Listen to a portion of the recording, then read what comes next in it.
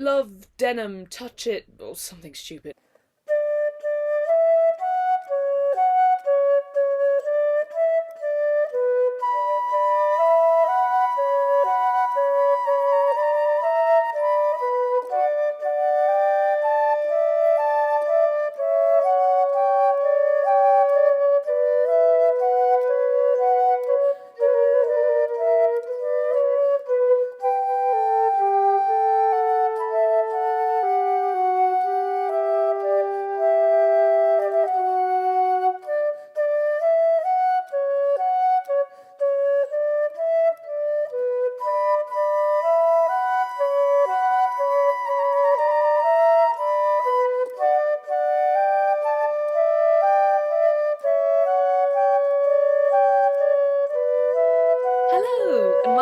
Podcast.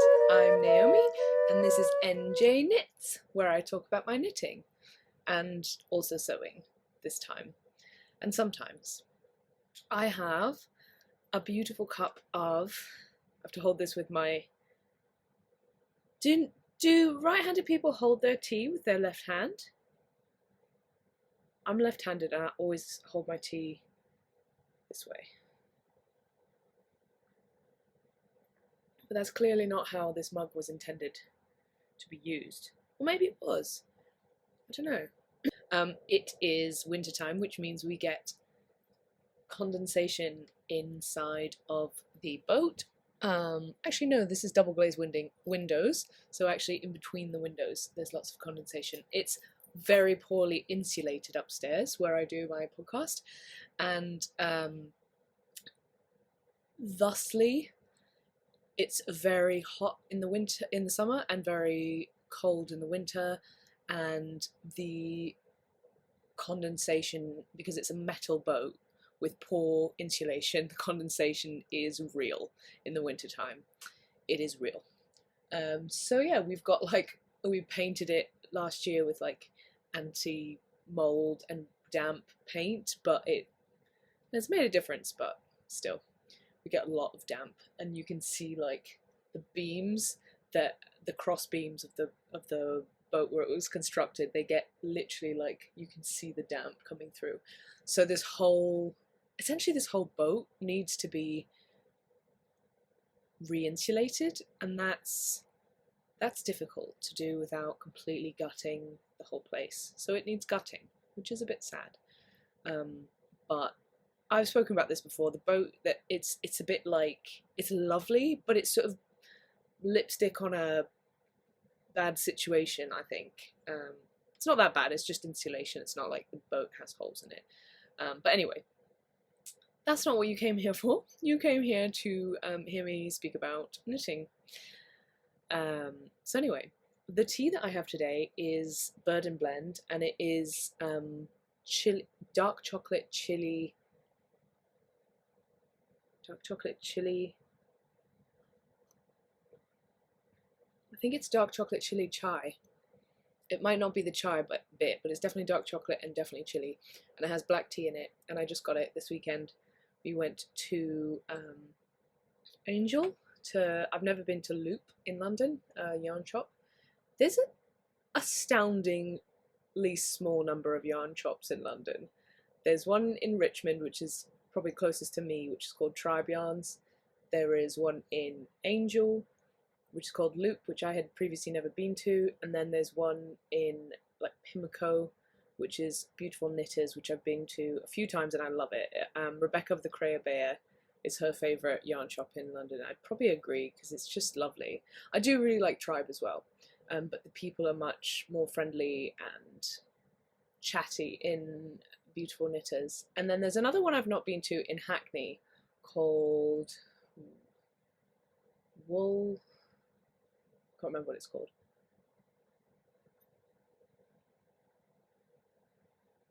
So anyway, the one Loop in Angel is right next to a Bird and Blend shop, so I went and picked up some tea that I was wanting. So I got some more milk oolong, which is probably, if I had to choose, my favourite tea in the whole wide world. And they do one at Bird and Blend, which is coconut milk oolong. It's amazing.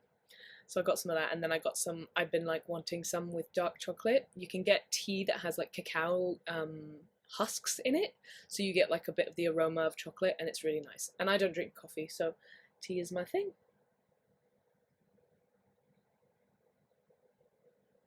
And I love tea with chili in it. Oh, I meant to turn the dehumidifier off. We have a dehumidifier upstairs that goes in the winter and also helps with the clothing, which is trying to dry at the moment. So let me turn that off because it's loud. I hope you enjoyed that introduction with a very, very obtrusive noise.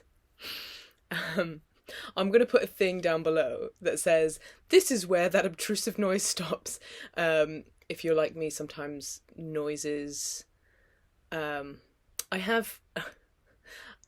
love, like, okay, I love talking about myself and the things that I go through, but I also am aware that it can sometimes sound very self-indulgent, and when you start to discover things about yourself like, oh, there's a name for that type of thing, I just thought that was how I was. It's quite nice, it's gratifying when you're like, oh, so maybe I'm autistic. Oh, cool, that's the thing. That's just like, and then there's other things that you maybe didn't think about or weren't aware of. And you can read about autism and be like, oh yeah, I identify with that. And that's really quite nice because you can kind of identify more bits of yourself that maybe you were ignoring. And usually I find if I identify something, things go better for me than if I continue ignoring it. All that is to say that I'm aware that sometimes it can start to sound a little bit self-indulgent when you're like, I have this, I have that, I suffer from this, I suffer from that. But I think of it more as a quite, like, I guess an easy way for other people to learn about it and maybe identify themselves, because there's a name. Otherwise it's just, I'm Naomi and these are the things that annoy me and these are the things that don't annoy me, which is perfectly fine. Completely reasonable way of doing it, but there's other ways. So like for me, I'm like, I'm probably autistic, I'm self-diagnosed, so I don't know, maybe I'm not. I have a thing called misophonia, which is where basically you just like, there's certain noises that will set you off emotionally in a really intense way. And a lot of people will be like, yeah, of course, everyone has that. Like if someone's making a really awful noise, you don't like it. And then I think that people's reactions are just slightly different. So for me, any sound of like saliva in the mouth, I can get like close to like anxiety attacks sometimes, depending on my state of being at the time and where I am hormonally, and you know how I am stress wise and how I am tiredness wise. So yeah, that again to say, like, sure, it's a thing that everyone encounters, and there's a name for it. It's called misophonia. So sure, not trying to be self-indulgent, but that's a thing. And then the other thing that I have is prosopagnosia, which is where you are face blind. So I don't recognize faces at all, including myself, my family members. But I recognize lots of other things about people, and I pretty much would say that I've just found a way to be just like everyone else, just not using the same tools that they use, basically. So I only found out that I was face blind in my mid-20s, and it hasn't changed my life apart from I'm a lot more interested in a lot more things than I was before. So like knowing about face blindness, I'm like, wow, so how do other people experience this? Because for me, it's not like I've changed any of my coping strategies knowing that I'm face blind. I've just been aware that other people don't interact with the world the same way as I do, and I think that's really interesting, so I find it fascinating. So I don't know why I was saying all that. Oh, that kind of a noise, while it doesn't trigger my misophonia because I don't get like an emotional reaction, but that kind of a background noise, I think it just tires me quickly. I get very like, it takes up a lot of space in my brain when I hear like loudish, slightly annoying background noises like that. So if you're like that, I will mark it so that you can skip through the bit where there's background noise that could be annoying. Also, I always try to mute the sound of me swallowing, because when I'm editing I find it very upsetting. Not upsetting, I'm just like, oh, no one needs to listen to that. And it's, again, not quite my misophonia because it's not saliva, it's liquid, but it's very close, and we like to avoid that.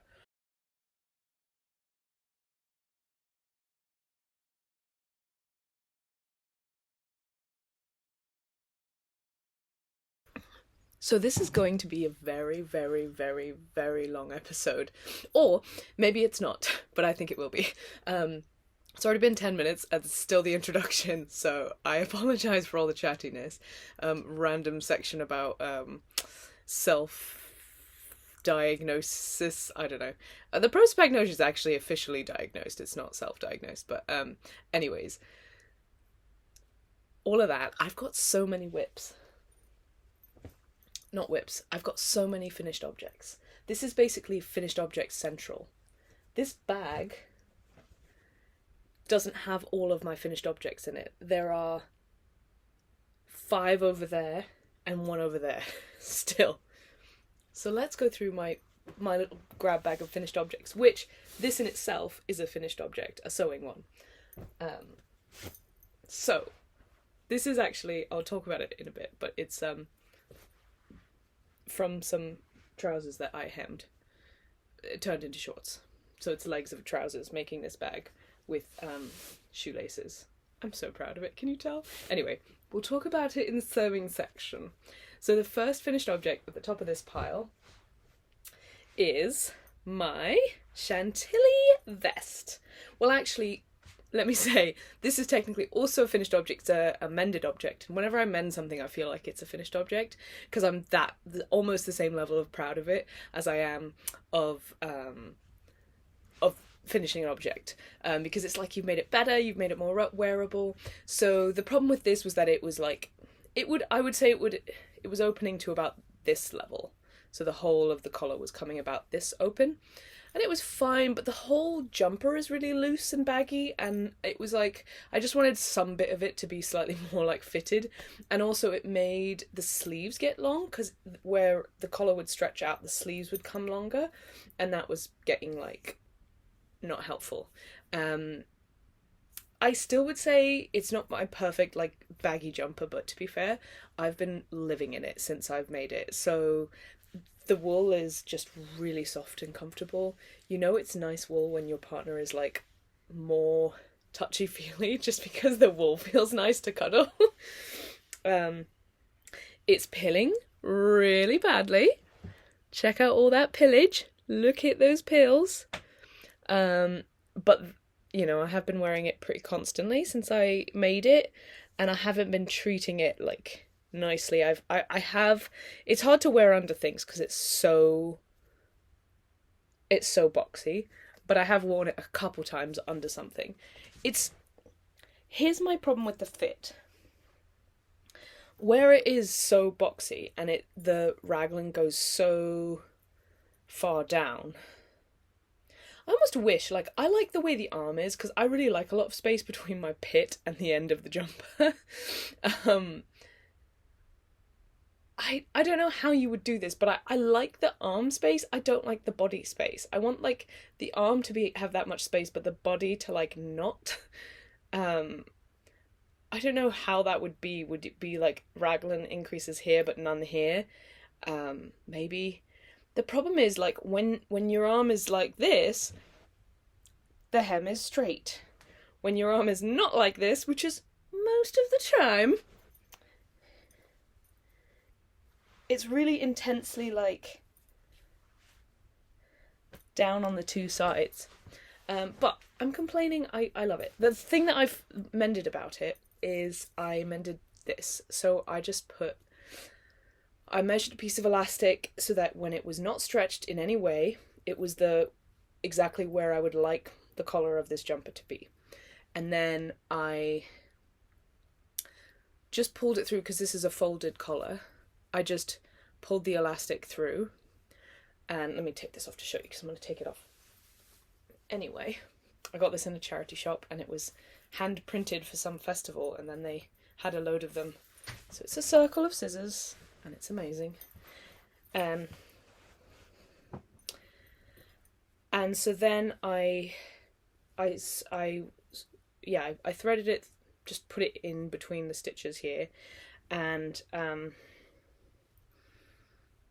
I actually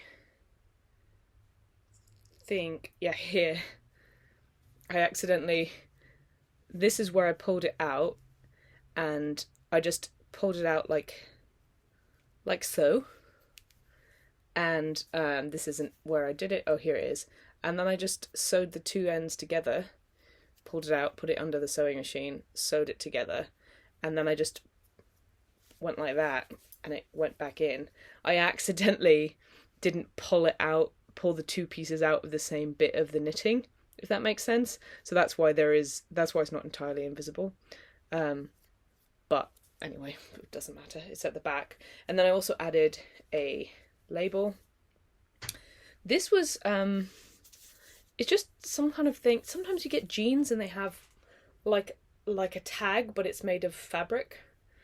And whenever I have those, I just save them because you can just cut them and they can be labels. So this one says touch because the label on the jeans said like, love denim, touch it, or something stupid. You know when like adverts just say words that don't make sense together and you're just like, what? Anyway, so my jumper says touch, which is pretty reasonable because this is just the most like cozy, touchy-feely wool. I'm really happy I have another sweater's quantity of this wool because I really want a jumper that is not so boxy out of this. It's going to be so nice. The other problem I find, I love a boxy look, which is why I chose that jumper, because it is boxy. So I'm not complaining about the pattern, because that's what it's supposed to be. But it's too boxy for me. I should have made a size down. The other problem when it's that boxy is that it's just not warm because there's so much air coming up underneath. There's just like, there's the same amount of like empty space as there is space taken up by your body. And then it's just like filled with air and then you're not actually that warm in your torso. It's warm on the arms and things. So anyway, that's that. That's that finished object. I'm also wearing a bralette. This is probably my favourite bralette that I've made. I've got 3 bralettes. This one is made in a, I've shown it before, this one's made in a superwash sock yarn that I dyed myself in a kit that I got for Christmas last year. And this pattern is, it's not a super common one, it's not by one of the big designers. I will put the name here because I can't remember it, but it's like it's either called the Ooh La La bralette or it's called something racerback. It might be the Ooh La La bralette. It's got a nice, like, the ribbing has got a nice, like, detail. It's sort of a lacy ribbing, which is fun, and 2 different varieties of ribbing. And then it's got a racer back. So, I don't know if you can tell. And the straps are I-cords. So it fits really well, it's really comfy. And soft, and it's not overly warm because it's superwash. The other bralette I have is mohair, and that is overly warm. And the other one is silk, some other fibres, some merino and some cotton. And I find that one itchy in that sense of, you know, when you've got a tag and there's like a little corner of it that's pokey, that kind of itchy, and it's in one spot. So I don't know if there's something in the fibre content in that particular area, because I think it's sort of like a kind of mixed fibre content sort of a situation. So I don't know if it's something in that particular fibre content right in that spot is itchy in that way, but it's itchy. And that is all. Okay, so first actual finished object. I need more tea, I've already spoken too much. I also have this is my, what do you call it? Milk jug. I made it myself in Prague at this wonderful ceramic studio. I had a matching teacup to go with it, and like probably more teacups than I currently have been broken. So I've probably broken more teacups than I have at the moment on this boat. So the teacup broke, it fell down. You know, living on a boat, those are one of the things that you get is broken teacups, because they fall. And it's sad. That's why I have this teacup. Actually, a dear friend of mine gave me a teacup with an N on it, and that one cracked. And it was very sad, because she has passed away. So my partner got me this very thoughtfully and kindly from the same place that my friend had got the mug. It's not the same cup, but it has an N and it's from the same place. So it's really nice, because it's, I still think of my friend when I use it, but I also think of how caring and thoughtful my partner is, which is also really nice. And I kept the other mug. It's now, as my handmade one is, a plant pot. Because that doesn't need to be quite so perfectly water holding. Goodness gracious me, I need to stop rambling on. So here is my first finished object. This is the Chantilly Vest by Laura of Penrose Knits, and it is knit in Filcolana Saga and Drops Kid Silk Mohair. So it's a really cool pattern. If you feel like playing around with yarn, it's a great pattern, because you do 3 strands to make the body of the jumper of the vest, and then 2 strands for the collar and 1 strand for the what's this called? Ruffle. For the ruffle. So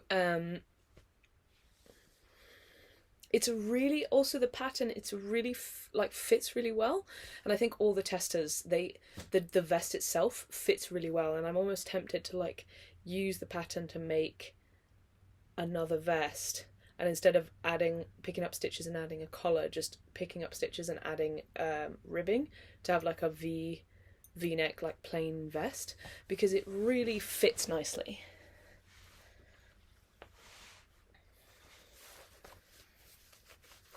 So here's the top of my jeans, and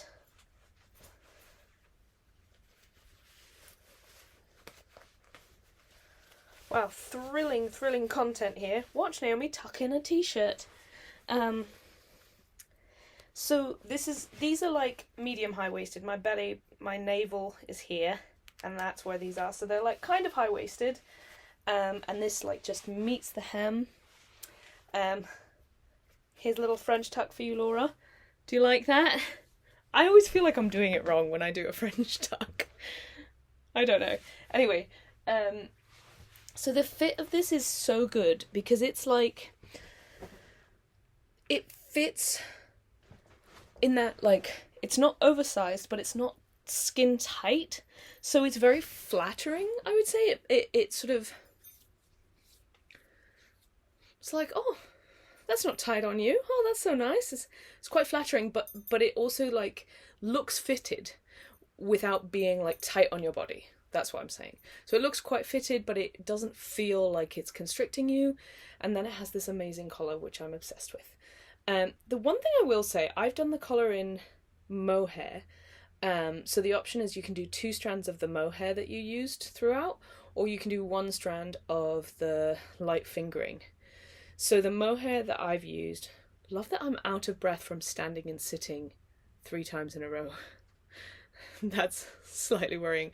I also love that with this t-shirt, I just have a scissor. Like,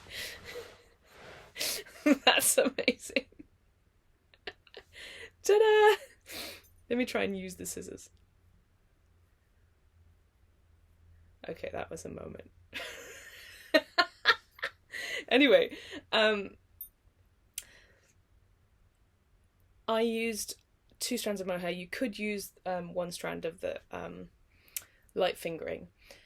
If I'd done the light fingering, it would have been like a lighter colour for the ruffle, and using the mohair, it's slightly darker. So yeah, that's the thing to keep in mind when you're choosing your yarn, is if the mohair and the fingering don't match perfectly, you're going to have like a contrast ruffle. I will say the mohair, from what I can tell, just the mohair one, it blocks beautifully, but then it unblocks itself quite rapidly. It's kind of already starting to... What I like is when it looks like ruffly in multiple places. When you first block it, it's got like sort of, it looks like it has like three, before you block it, sorry, it's got like big ruffles, so it does sort of like big loops like this, and then you lay it out and it gets these nice cute like small ones. So I will say I think the mohair, more so than the fingering, reverts back to its like looser curl, doesn't keep its tight curl as well. But I've also been storing this folded in a basket, so it could be because of that. I've worn it once already and it's nice and warm. I had to take it off because it was too warm, but I really like the mohair in a garment like this that goes over something. It's warming, but it's not next to skin. It's not against your skin. Yeah, and I find mohair not as comforting. I don't find it comforting next to skin. Superwash, kind of similar. I don't find it that comforting. Lambswool, though, comforting. And this, I think, is like just plain merino, but blown. So it's very... The fibres aren't spun at all, which is why it's so, like, soft. Anyway. Another just, like, Naomi developing her actual opinions about mohair. I don't know, it's just... It's like silky. It's silky like superwash is. I don't find the silkiness that comforting. I find when there's some traction, some what's the word I want? That's what feels comforting to me, because it's like, stick with me. Whereas slippiness, it's like, go away, bye. Wow. I'm just gonna have a moment here.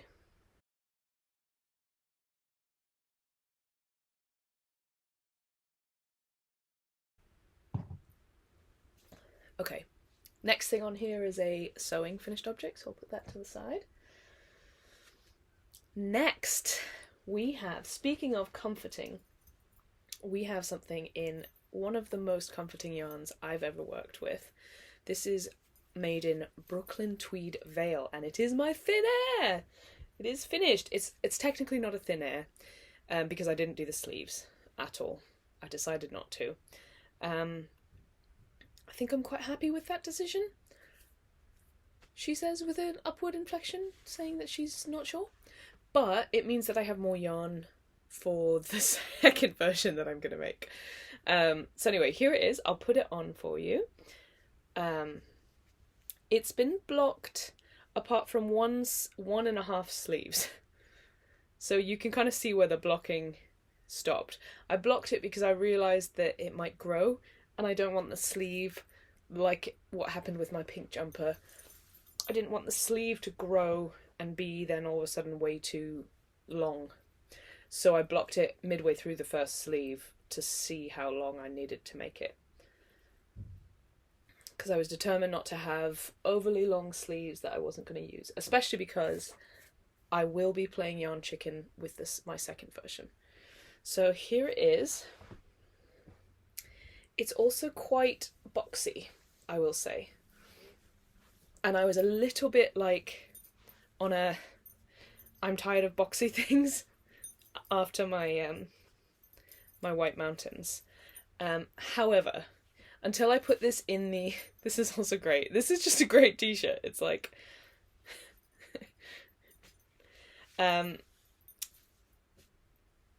until I put this in my bag of FOs, because I was going to forget about it and just have it in my wardrobe and not show it on the podcast. So I put it in the bag once I realised. Until I put it in that bag, I was wearing it all the time. So having said that I'm not on a boxy kick, I'm wearing both of these boxy jumpers all of the time. This is not as boxy as the White Mountains, so I'll show you.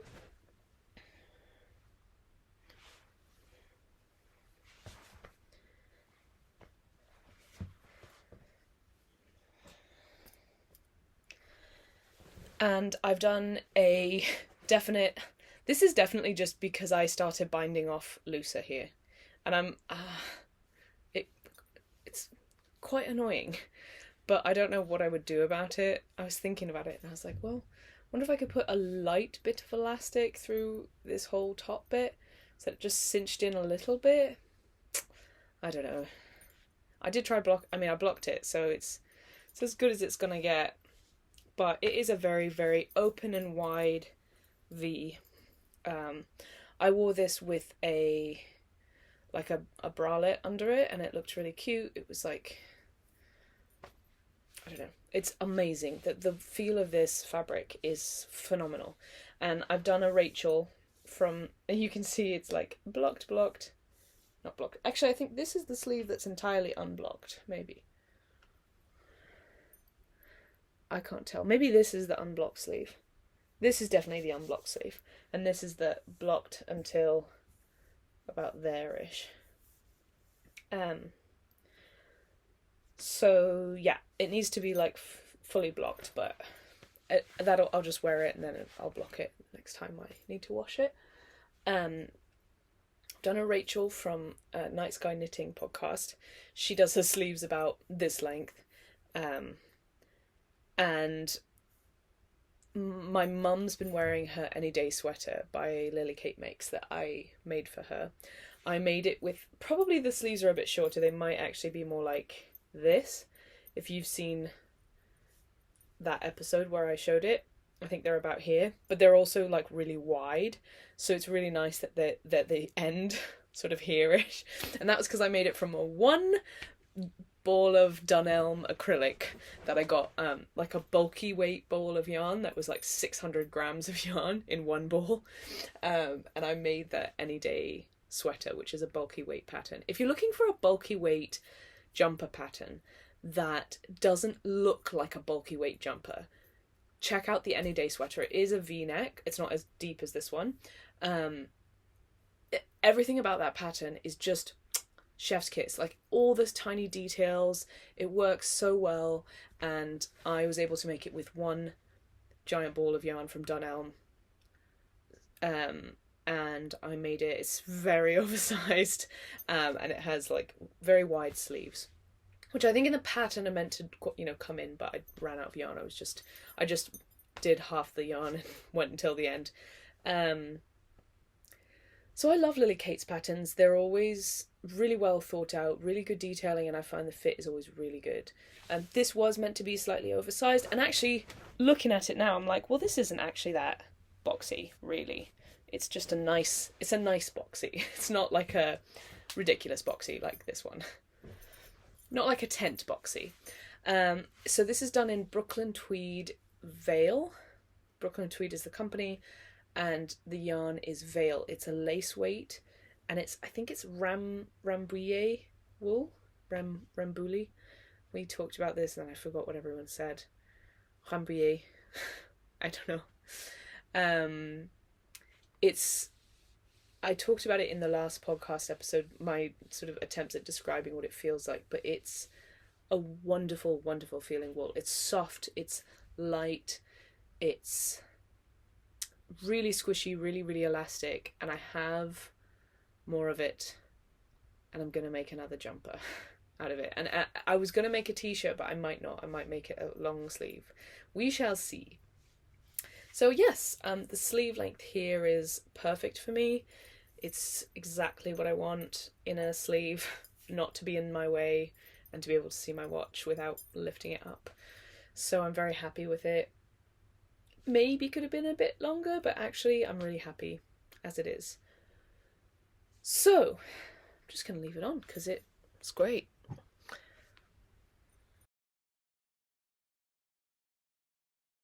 So we've got a jumper, a vest so far. This next one, that's actually a whip, sort of. Yes, it's a whip, definitely. The next one is, I'm sure you're all waiting with bated breath to find out how my dad's hat felting went. Well, folks, the first round of felting, it did not felt, really. Second round also didn't felt, and then I was like, bleep it, I'm just gonna put this in a hot wash. And I put it in a hot wash, and it is now highly felted. Also, I did try to block this. I have a large head. I put a woolly hat on and put this on over the woolly hat. So I tried to block it. The thing is, it fits me perfectly.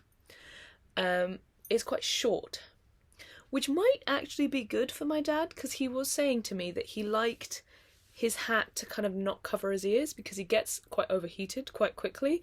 So it's good to have the hat, but then it gets too hot, and so he liked being able to, like, the other hat he had from me, it's got mousses on it. He likes to, like, flip it up so that his ears are uncovered. So maybe this length is quite good. I don't know if it's going to fit him, but if it doesn't fit him, my mum will love this hat. So I'm currently making another Fair Isle hat, a different pattern. And we'll see how that one goes. I've gone down, I've halved the needle size on the new one. So this one I did in the needle size called for in the pattern, which was like 3.25, I think. I think I've gone down to a 1.75 on this second attempt. So hopefully I won't need to felt the second one. The felting looks quite cool, I guess. It just, you lose a lot of definition, obviously. All of a sudden it looks quite, what's the word? It looks like watercolour, which is quite cool. I think that's what felting's meant to do. It's meant to make things look watercolour-y. It's definitely thicker now. The fabric is a nice thickness. I'm a bit sad, honestly, that all the definition, all that hard stitch work, I could have made so many more mistakes on this than I did. You would never have known. And here's what it looks like on the inside. Also, to be fair, quite cool on the inside. Apart from this one little lock here, which we can probably just safely snip off. You could almost just wear it this way around as well. It's quite cool. Yeah, so it fits my head like a glove, but I think with felting, what I saw was that you definitely need to block the heck out of it, because it's quite malleable when it's still wet from felting. So yeah, all in all, not quite what I was hoping for. I was hoping for that Knitting Traditions level of, oh, I just felted it a little and got it exactly the size I needed it to be. I don't know how she does that. I was just hoping for like a not full felt, but we've got a full felt here. And you know what? That's better than putting it through a 90-degree wash 3 times and never felting it, which is what happened to my dad's slippers that I made him. So we've got a full felt. So that's a success. And you know, if it doesn't fit my dad, it will definitely fit my mum. Probably be too big on her. I mean, I don't know. Maybe I should just keep it because it fits me perfectly. I don't know if I would wear it. Maybe I would. Oh, don't say that, Naomi, because then you might actually just keep it. I don't know. Originally I thought I wasn't going to want this because I don't know if I like the colours, but maybe I do. Anyway, so that's that. This is the Hoganas hat by Mary, I've forgotten her surname, I'm not going to track because I don't know it. Yeah. It's been felted now. I'm not going to make this one again because I really, really enjoyed making it, and I think I would be bored doing the stitch patterns all over again. I think it would become like, instead of an enjoyable thing, it would become like a, okay, get through this. So I've just picked another very similar Fair Isle hat pattern, and I'm doing that one. That one doesn't have any size options. It's only one size, which worries me, but I've halved the needle size, so hopefully it's looking okay. But it is, let me tell you, making a hat in 1.75 needles is actually quite fiddly. But let's move on, shall we, to the next finished object. We've got more, folks. We have more. Ooh, what's that? bunch of... this is covered in bits from the bag, I think. But I have finished my hood. This is the November Balaclava by Petite Knit. I've actually added a drawstring because, as you can see, it's huge. I would say in the pattern, she has you do this bit first. So the construction's quite interesting. You do this top bit here, then you pick up around here, and you go basically like that. I would say that she, and this is like the design obviously, because on her it sits sort of here. So she makes this depth quite small. If you wanted it to kind of like be more like cozy, you would probably want to go longer than the pattern says, more rows before you connect up the sides. So if I were to make this again, which I don't know if I will, that's what I would do. So yeah, this is my hood. It's very cozy. As you can see, my ears would be quite cold if I wore it like this, which is kind of how I like to have it sort of down. I think it's meant to be worn more like this, more stylish. But I'm using Wool in the Gang Feeling Good yarn, and it has a little bit of wool, I think a little bit of cotton maybe, but it's mostly alpaca, and it is the softest alpaca wool. Petite Knit has you do the ribbing you do at the end. So you go all the way down and you connect in the round, and then you do all this in Fisherman's Rib, and then you pick up here and you do the ribbing round here, and then she has you do a it's kind of really difficult to see this, but this is a tubular bind off, and I've learned since I did I think it was the Wednesday sweater by Petite Knit, I followed the instructions, did a tubular bind off, and I was like, why on earth would you do a tubular bind off? This is so much tighter than a normal bind off. And I remember going on Roxanne Richardson's Ravelry page and asking about this, and she was basically like, well, sometimes you want the bind off to be a bit tighter. You don't always want it to be loose. Obviously, in that case, you individually did not want it tight and it didn't work for you, but don't throw it away as a bind off because sometimes it's useful. And I thought, well, this is definitely way too big anyway, so I'll do the tubular bind off and that'll be helpful. And it turned out to be doubly helpful, because then I decided it was much too big. When I wear it like this to cover up like the front of my face, we go for morning walks at 5 in the morning, which can be quite cold sometimes. Then I get this huge gaping. So I decided to put in some drawstrings, and I was able to I just plaited some of the yarn. It's quite thick. I didn't even tie the plaits. I should probably tie that. And I just took one of my really thick darning needles, like the plastic one, and I threaded it through the tubular bind off, this little bit of plaited wool. And so now I've got drawstring, which was not in the pattern, but it means that when I'm out walking, I can tie it like this, and it's very tight and cozy. So yeah, I also think I did this section longer than was called for in the pattern. I had one ball of the wool. I got it in a charity shop because it's normally very expensive. I wouldn't pay that for wool. Not for commercial wool. I would pay that for like indie something wool, but not for commercial wool. So I think it's like £17 a ball. Anyways, it was in a charity shop. I think I paid like £3.50 or £4, and I had some leftover.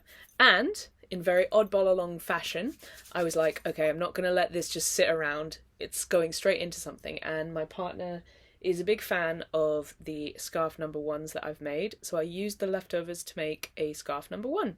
It's quite a small one. It won't go around. The ones I've made in the past, you go around and then this bit comes and sits down here. This one is not that. This one is just a tie at the back situation. But you can tie it at the back and then just tuck it in underneath. But this yarn is so cozy that I was like, I can't not make my partner another scarf number one out of this. Looks this is a fun look. It's like V, scissors, V. I feel very I don't know, I feel quite academia. Dark Academy? I don't know what I'm saying. What am I saying? I don't know what I'm on about, but this just is cracking me up. Okay, I'm sure it's not funny at all, but I'm just finding it really funny. So I've done this, this is the scarf number one. What I did was I realised that I wasn't going to have enough yarn to make it like long enough here. So I actually just did some short rows at the end and then came around to the other side and did some short rows as well here, just to make this piece longer so it would go around and tie. And also I was wearing it, I've been wearing these sometimes around my ears when I go cycling, and my partner's like, no, it's not a look, just don't. But they cover your ears really well and they go under a helmet really nicely. So that's what I've been doing in this one. I have to say, pretty cute. She's like, no, you look silly. But I don't know, it's a cute little like bandana situation.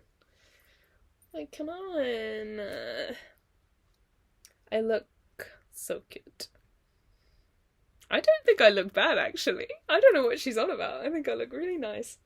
Anyway, so this is that. Finished object, and that means this is one ball of wool, completely used up out of... wasn't in stash, because I bought it and then immediately cast it on. But it did not add to the stash, because I made this. So that was nice. So if you have an oddball along, if you haven't joined in the oddball along, feel free to. I'm definitely going to do a little giveaway soon for the oddball along. So I'm gonna probably go on Instagram and choose someone that's used the hashtag. I might also do one on here. Basically, I think I'm going to buy some patterns. I'm definitely going to buy a couple copies of the Crea Bears Cargill cowl. Just because that's got that's a charity release, charity donation, so I'll get a couple copies of that to give away.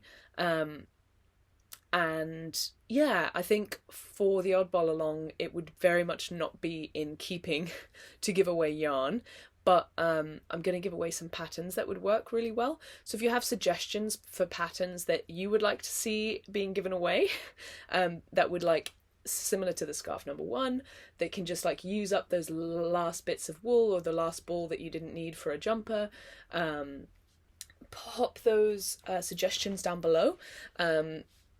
So the knit along is basically just like posting things that you're knitting out of scraps or leftover balls of yarn from big projects, just to encourage us to like think of ways to use up that yarn that you're gonna just go like, oh, this could be, and then you just never see it again. So Karoline from the Karoline's Knits podcast and I are both doing this knit along, and basically it's just like a hashtag on Instagram that we're just kind of like following along with. I do have a Discord with some people there, post some things and just chat, sometimes have knit nights. If you're interested in the Discord, feel free to message me on Instagram. I'm at Naomi Joy Knits, but also the Discord's name is NJ Knits. So feel free to look for that and join there to have more of a private chat. But yes, I'm gonna probably in the next episode just announce a giveaway, and I would love your suggestions for patterns that you would like me to buy to give away for the oddball along. Okay, that was a random oddball along discussion, but very pertinent to this because I got it out of my stash entirely before it even got in my stash. Alright, I think that is... No, we've still got 5 more finished objects. Excuse me. So the first one, I've got a whole rack of socks and they're all blocking. Look at all these socks! So the first pair of socks that I have for you is my these are the socks that I from the yarn from Finland. I did these in a tube, and then I did these as a tube. So I did one long tube, and then I added the cuff and the toe and the heel. I did do the blue, but I ran out of blue. I didn't quite have enough blue. So I did one fully blue, and then I did a second and I couldn't finish it.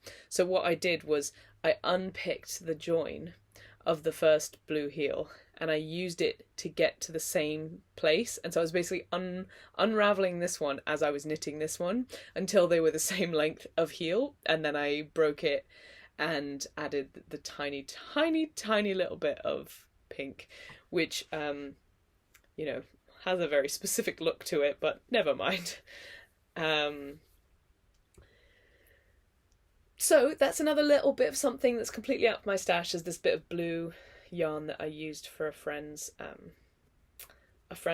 pair of socks that I made. So another bit that's totally out of my stash. So here they are. They've been blocking for many days now. Quite happy with them. My partner's going to like them. She's going to love that she's able to actually wear them now, because they've been blocking for like, I've been waiting for like, they've been finished for quite some time. So there they are. This is arran weight, technically, wool. But I don't know. I wouldn't say it's quite arran weight. I think it's more just like DK. But yeah, I just probably need to close up some of these holes. There's a bit of a hole there.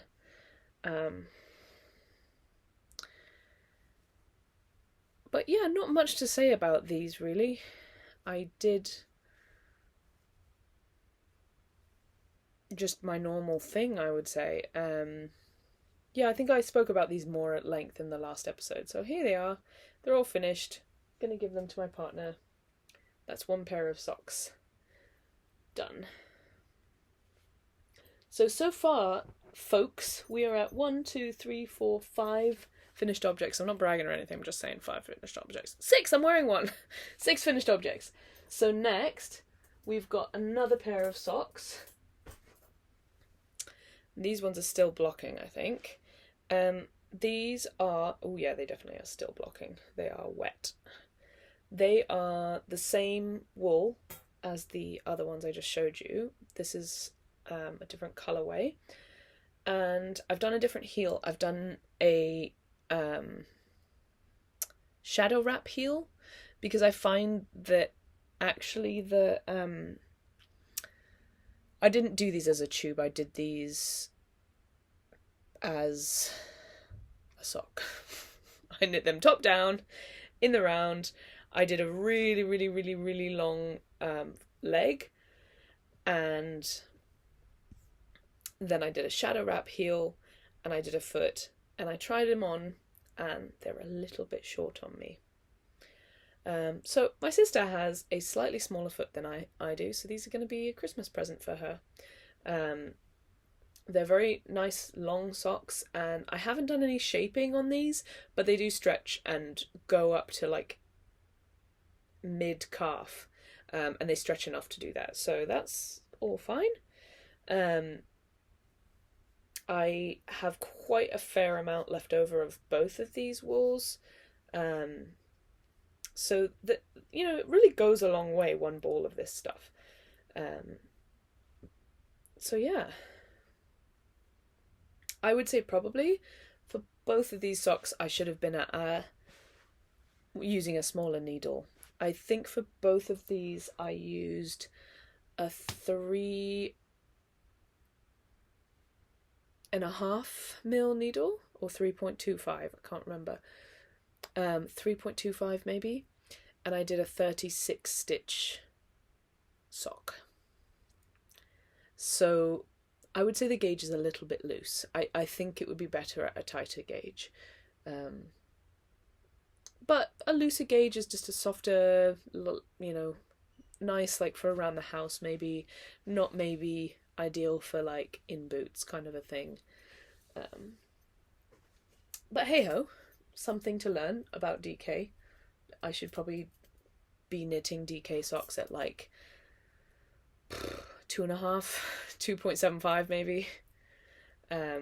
It's just tiring having such a loose gauge, like having to use tiny needles all the time, even when you're knitting something like DK.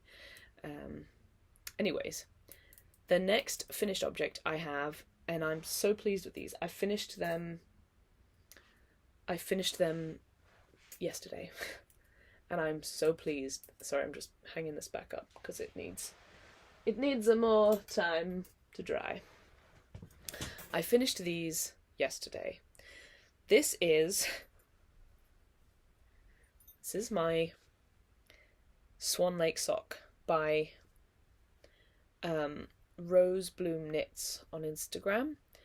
And they are amazing. They're a lovely sock pattern, really easy. There's a really cute ruffle, like a contrast colour ruffle at the top, and then really simple cables, and then just a normal sock. And this is where I learned how to do a shadow wrap heel, and where I was doing the second one, I was reminded of the shadow wrap heel, and I thought, oh, I'm gonna start using that because it's a bulkier heel. So it's a short row heel, but instead of a German short row, it uses more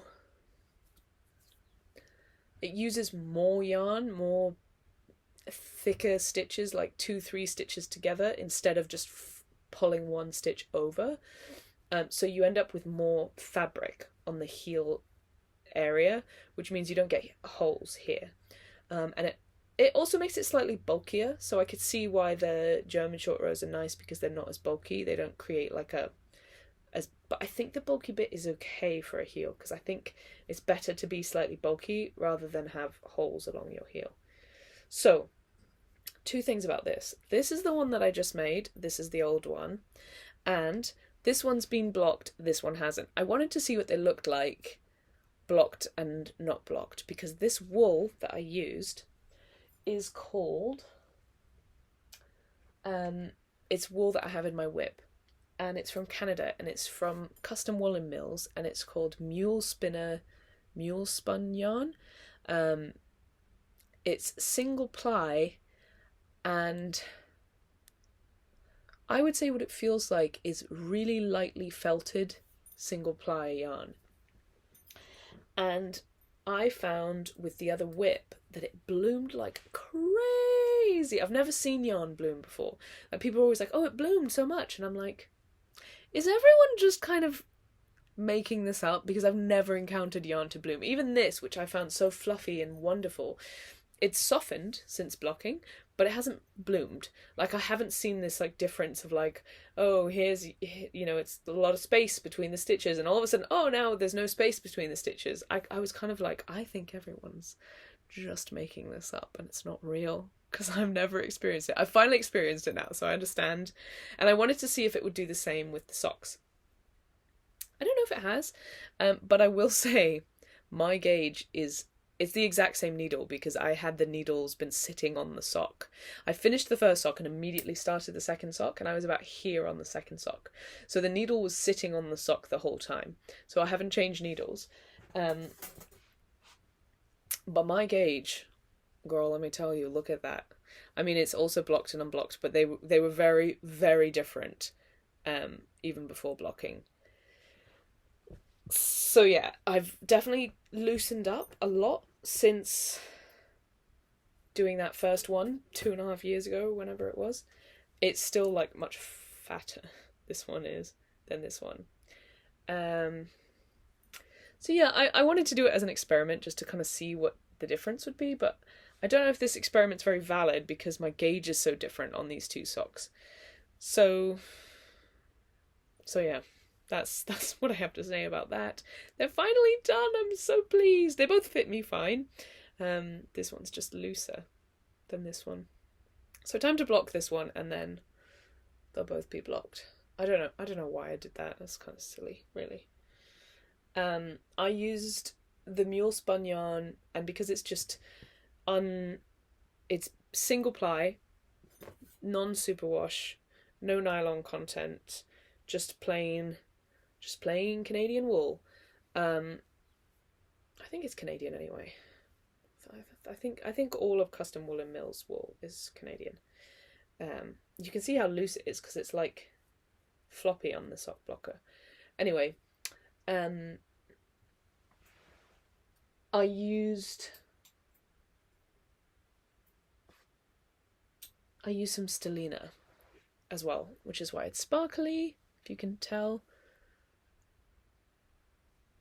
And I thought this stellina would work as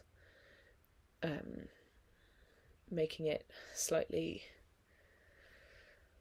stronger, because stellina's made of nylon, I think.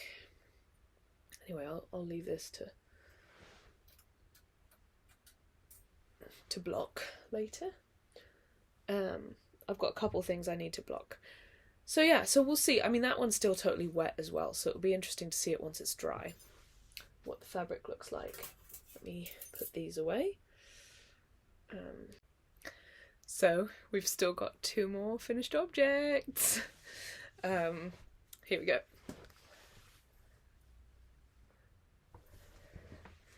These are both also still damp from blocking. Maybe not the best choice on timing for blocking and podcasting, but never mind.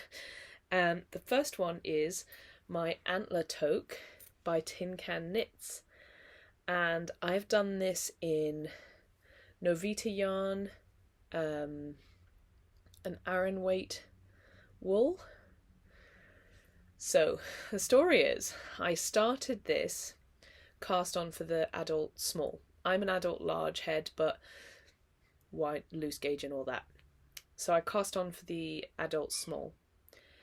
This is a free pattern by Tin Can Knits.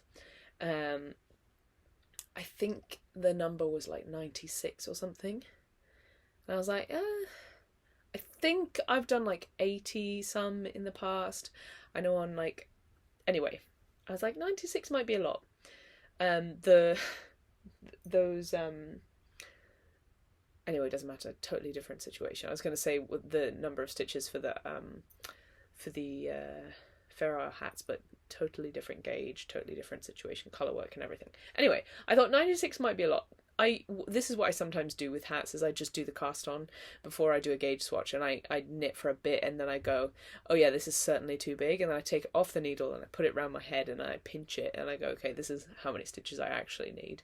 And maybe it takes longer than a gauge swatch, but I think it's potentially more effective, because I've done gauge swatches where I've been like, okay, so this is the number I have, and then it's been wrong and I've still had to recast on anyway. So I don't know, it might not be as efficient, might take longer to do it that way, but that's kind of what I generally do with hats. Cast on, take it off the needles, put it on my head. Anyway, I realised that the size I needed to cast on in this pattern was the infant size, with 76 stitches instead of 90 something. So I did that, and then the pattern says to go up a needle size when you start the cabling. I did not, because I was out and about and I didn't have the next needle size up, and I thought, well, I've got a loose gauge anyway, but I'm knitting the infant size hat. So obviously when I finished, I had ribbing that fit me perfectly and the rest of a hat that did not go on my head, and I was like, well, this is now an infant hat, and it looked like an infant hat when I finished it. But now I've blocked it, it's actually much bigger. So I'll show you. It's still tight on my head, and the ribbing is like not tight. So yeah, I don't know. We'll have to see what it's like when it's finished drying. It's currently like still fully wet, but this is loose ribbing, and this hat is just very tight on my head. Which is, if it's not like painfully tight now that it's been like soaked. So I don't know. Ideally this was going to be a hat for me, but I thought, well, I do have 3 infant boys in my life. 4 actually, of different infant sizes. One's like nearly 2, or is 2. Another is potentially older than that, like almost 3. Another is 1.5, and another is yet to be born. So this could go to any of those boys. Just hanging it back up again if it doesn't fit me. Naomi Todd, I'm often confused for an infant boy. This is my next hat. So this is a hat that I designed myself out of the leftovers of the Manchelope and Plutelope from the Miles shirt jackets that my partner and I have, that I made for us. I knew it was going to be a long hat because the colourwork design that I made was long. And I didn't think through the idea that, like, well, you could do this. I did sort of think it through, and I thought, well, oh well, I want this design, so deal with it. Anyway, I've just blocked it. It's definitely, like, more my size. It's definitely also long, so it's sort of like a floppier situation. It can completely be worn like this, and then, you know, your design gets kind of covered up. I don't know, you could have the design on the side. So yeah, this is a hat I made for myself. I had it in my head. I was like, oh, I want to do this. I like this idea. I like the idea of a hat made out of this Manchelope. It's probably a bit big. I did the same number of stitches that I did 76, same as I did for that infant size hat, and yeah, I don't know. What do you think? It's probably too big. Yeah. More than certainly too big. I mean, I suppose I could try to felt it a little bit. I might do that, actually. Who knows? It might be a good idea with this. So yeah, that's my little hat design. I did it with intarsia in the round, which I don't actually know how to do. But I've been working on my Petite knit honey clutch. I have actually been working on it. And I realised that one's done back and forth. Why precisely, I'm not sure. I still don't entirely understand the honeycomb brioche, but I'm starting to get closer to understanding it. I don't know why Petite Knit does it in the back and forth instead of just in the round. Maybe she's trying to avoid purling. I don't know. Because it is an in the round pattern, but you don't knit it in the round. You knit back and forth, and you just kind of like do one of the stitches from the other side of the stitch marker every other row, just to kind of connect the seam, as it were. So I thought, oh, I could use that technique with this. So that's what I did, basically. Here I just went in the round. But once I got to this bit, I knit with the 2 colours, and then knit one of these stitches and I came back with the 2 colours, and then I knit with the 1 colour, and then I knit back with the 1 colour.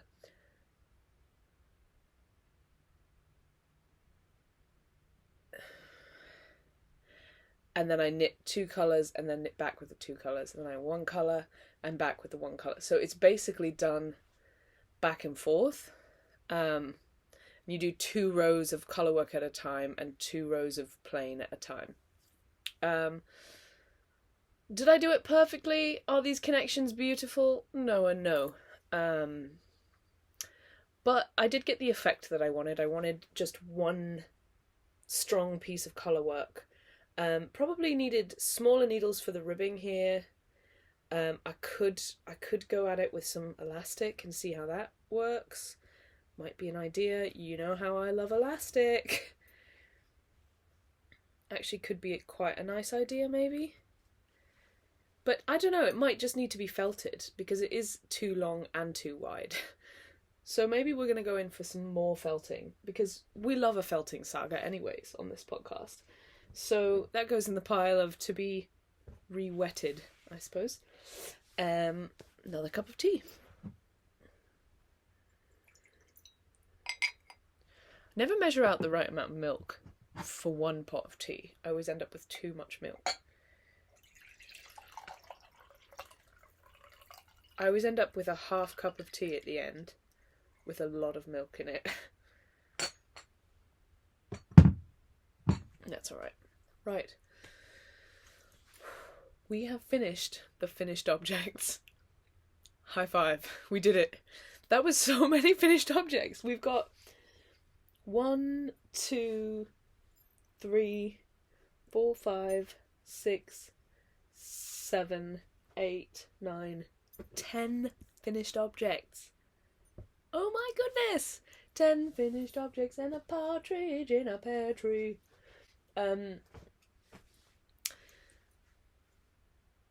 We're gonna do the sewing finished objects now.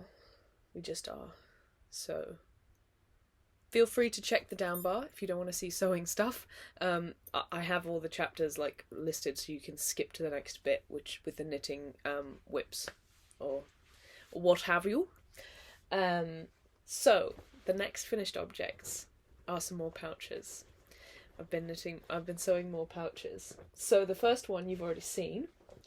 This was a pair of trousers that my partner bought on something, Depop, for £5 or something. And they were too long and she wanted shorts anyway. So I made her shorts, and with the cut off leg, I ripped the leg. This, I think, here is one leg. Yes. So this is one leg, basically. And then this here is one leg. And then I ripped the legs apart so they were like basically this shape thing, because obviously it was like wider at the higher up the leg. And then I seamed together the two wide bits of the leg, and then I made a pouch with a square base. I love the way that this runs all the way across and all the way up on the corner of the bag. And then I used so this is like the seam here, and I haven't done anything apart from just that. And this here is the hem of the trousers. So I just didn't seam up the hem bit and used that as a channel for the drawstring. So this is what it looks like on the inside.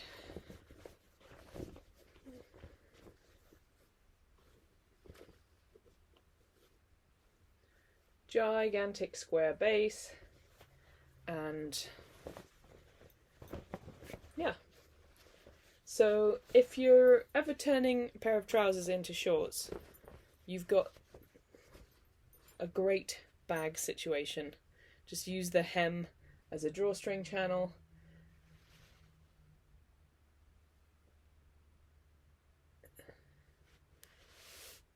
And I used some shoelaces. I bought a pack because I wanted one pair, and then now I have these extra ones. And I got that idea from Lisa, who made me a project bag very kindly.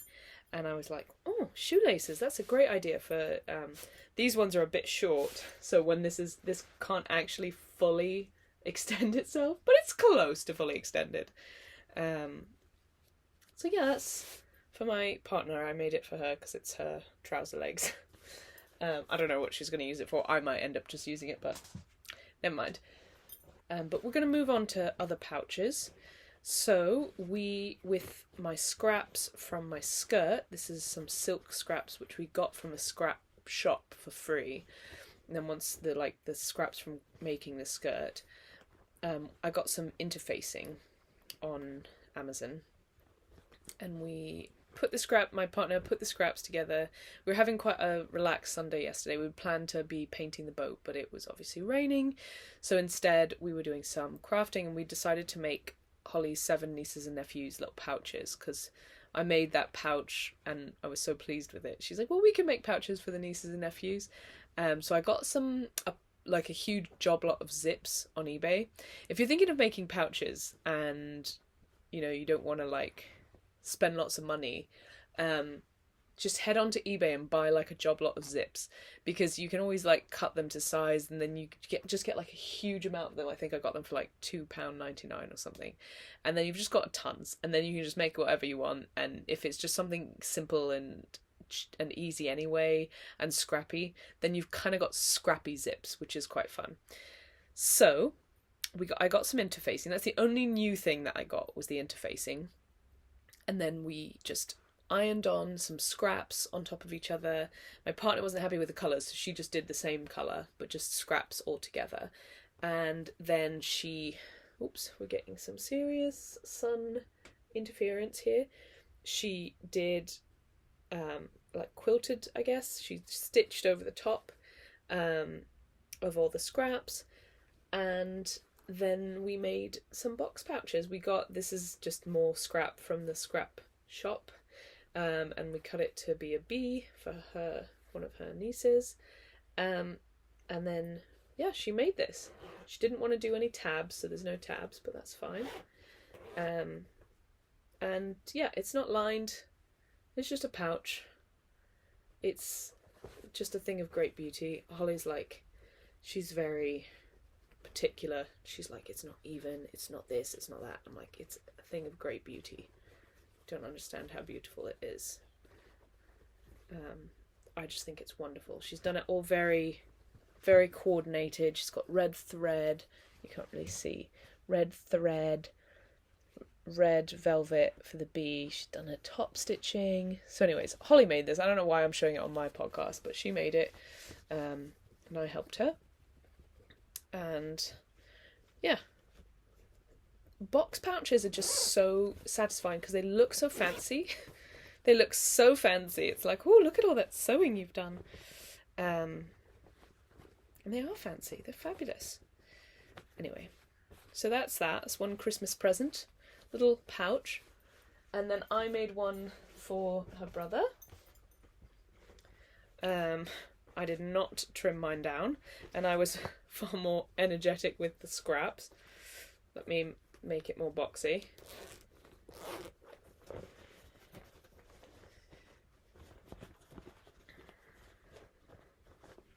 There we go. Here's our boxy pouch. I used the scraps from the zip because we trimmed this zip down. So I used the zip scraps as tabs on this one. And I've got crazy stitching, loads of different scraps. This is from the top end skirt set that I made this summer, that I've just added on little bits of that and done the stitching all over the place. There's a C on there. It's a very big bag. I don't know what it's for. Ran out of red, so I had to go on to some yellow stitching. I don't know if you can see. Let me try and adjust the... Yeah, there we go. So I ran out of red, I've got some yellow stitching. But yeah, box, pouch with a zip. The interfacing just like, you know, he makes it so you can add scraps together and makes it a bit, here it is on the inside, makes it a bit more sturdy. Probably should have lined it or something, but I've yet to learn how to line a pouch, and I actually don't have that much, like, I've got a fair amount of fabric, but I want to make things out of that fabric, and I don't want to use scraps for like pouches until I've cut the stuff that I want to use out of the fabric, if that makes sense. So I need to cut some more stuff, so that I have more scraps, because really we're all about the scrap projects here. Right. Next sewing finished object, and I think this is my last finished object. Remember that quilt?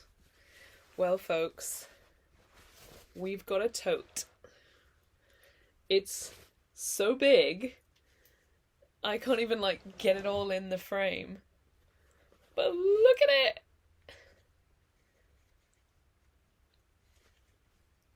I love that this, which is like probably my favourite square, it's got pride of place. The other one, a bit less pride of place, but never mind. These were so difficult to turn out, but second one was much easier than the first. I've got this bias binding, it's like polyester or something, it's very plasticky, but I got it in a charity shop that did lots of haberdashery stuff. It was a lovely charity shop. I'll show you the inside of it. So I actually went through and I bound the edges before I started sewing up the bag, which I'm pleased with that idea, because I think that worked out well, because basically then I sewed it together and the edges were mostly bound. It was so difficult to bind it. It was so difficult. I don't know if I had the wrong kind of like bias binding, or if it needed to be it probably needed to be much wider. It was fairly narrow, like it was about that wide total, like with the folded bits. So yeah, probably needed to be wider,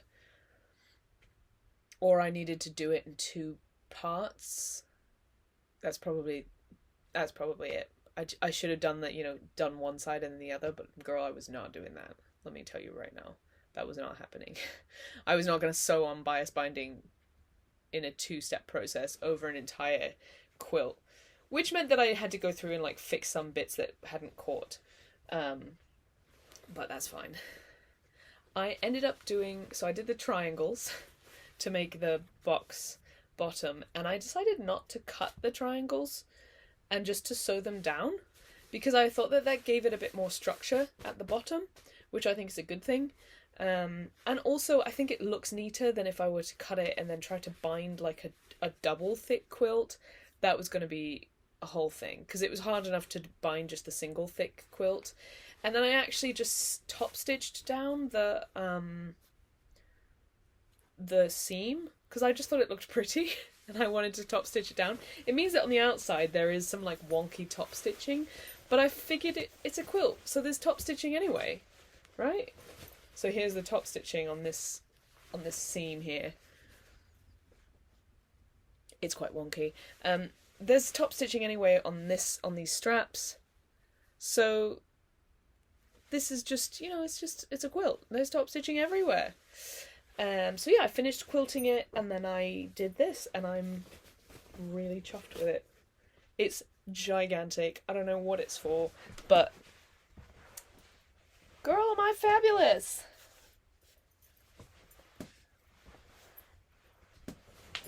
That's all. I'm just fabulous.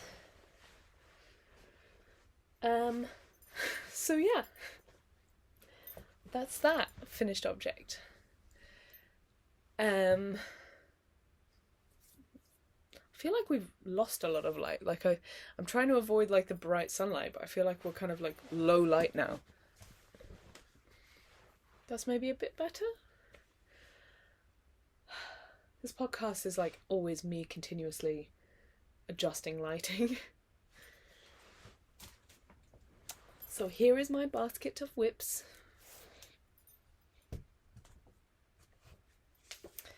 I will show you my whips. So I can update you on how I'm doing on my my pre-Christmas knitting list. So the rule is that these little arrows mean I've cast it on. The ticks mean that I've finished it. The rule is I have to have the same number of ticks as arrows or more ticks than arrows. Those are the rules. You can't have more arrows than ticks. I can't be casting everything on. I have to finish things off.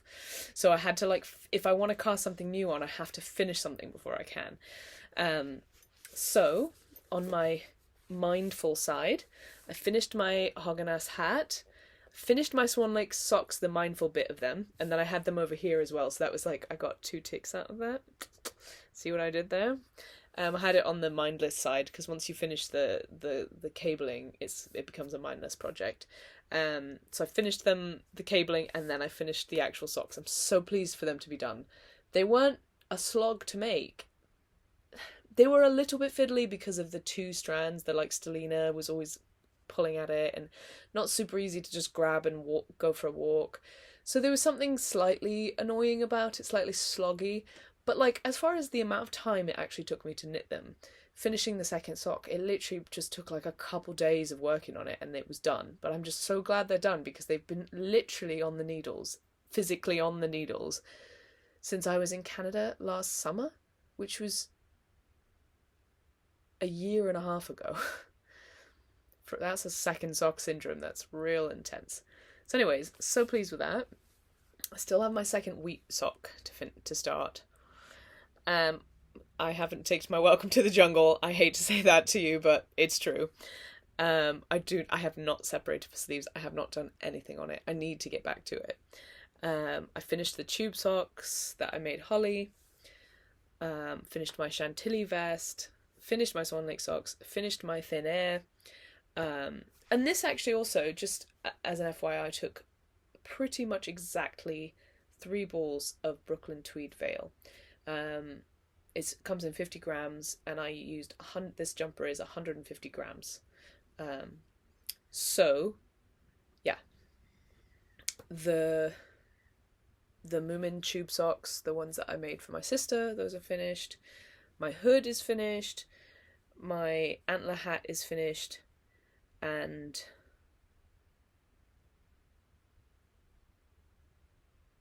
oh, that hat was it took me 1 day to make that hat. I made it in 1 day, the one that I made for myself, with the little colour work on it. I wanted to make a hat out of the leftover Mancholopi, and sadly I didn't get it out of stash because I still have some Mancholopi and Plutolopi left. Almost enough to do another hat, maybe? So maybe I could try that design again, but with a smaller cast on. That's an idea. I should see how many stitches I actually want it to be. Well, that would be quite good.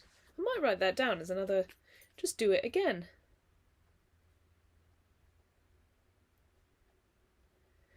And I've called it the Vara hat because I'm copying the design slightly from the Vara cardigan. I really liked the design. Like, I drew out the design myself, but I was looking at the Vara cardigan when I made this design, and it's very similar. It's obviously not the same because it's on a different scale and it's sort of hat and that, but it's very much like I liked the shape from the Vara cardigan, and I liked the monochromeness. So if you've seen that cardigan, this colourwork design is modelled after that. Inspired by that, maybe. Anyway, so if I did that, this is 76 stitches. How many do I really want? I really want it to be about there, probably. So how many stitches have I grabbed here? 1, 2, 3, 4, 5, 6, 7, 8, 9, 10, 11, 12, 13, 14.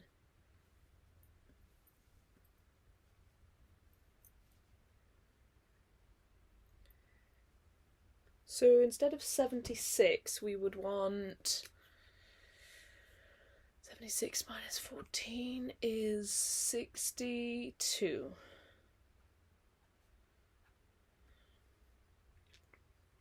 That would be fun. I'll try it again with 62 stitches.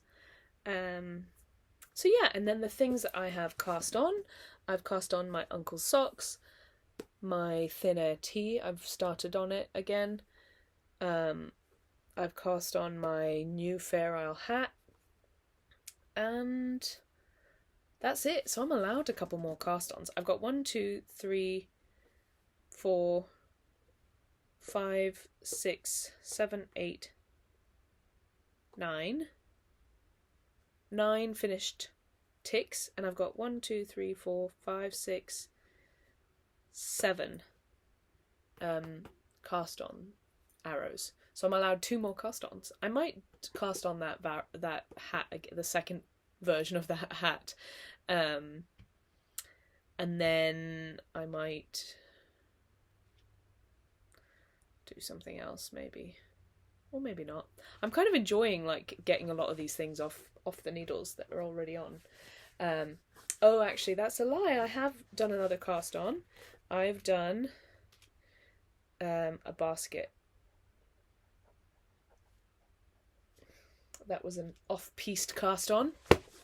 My partner needs a basket, so I have cast on for that using this nut scene, the perfect twine. This is very thick, and I will show you the process of knitting it. I was gonna crochet it. I've done a basket with this exact stuff, crocheting, and it was just a lot. And I started crocheting and I was like, this is too much. I can't. It's too difficult. It's still difficult knitting, but it's not like outrageous. It's just, yeah. So I think my plan, this basket, she wanted it to be quite like rectangular, long and thin. So this is going to be, I think this is going to be the base. Although it might end up being the sides, depending on how long she wants it, because I'm thinking garter stitch is kind of like cinches, and I want this to be over as quick as possible, so I might make the base in stockinette stitch. So yeah, I'm trying to kind of get this out of stash, because this is just a big thing, and I'm definitely gonna get this out of stash if I make this basket. I think I've got a couple more bits of another colour of this, and then I've got a couple other bits of like basket making material that I could use if I run out.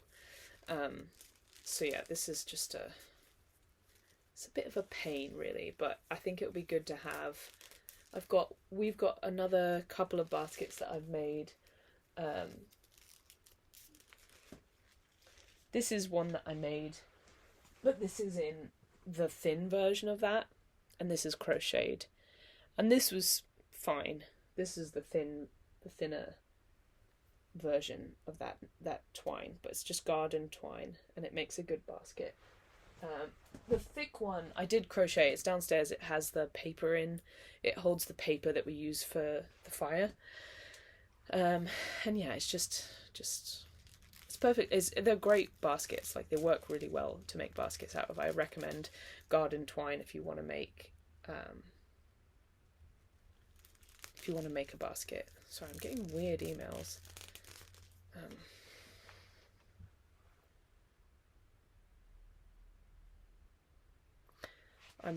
This new job is like, they've got like a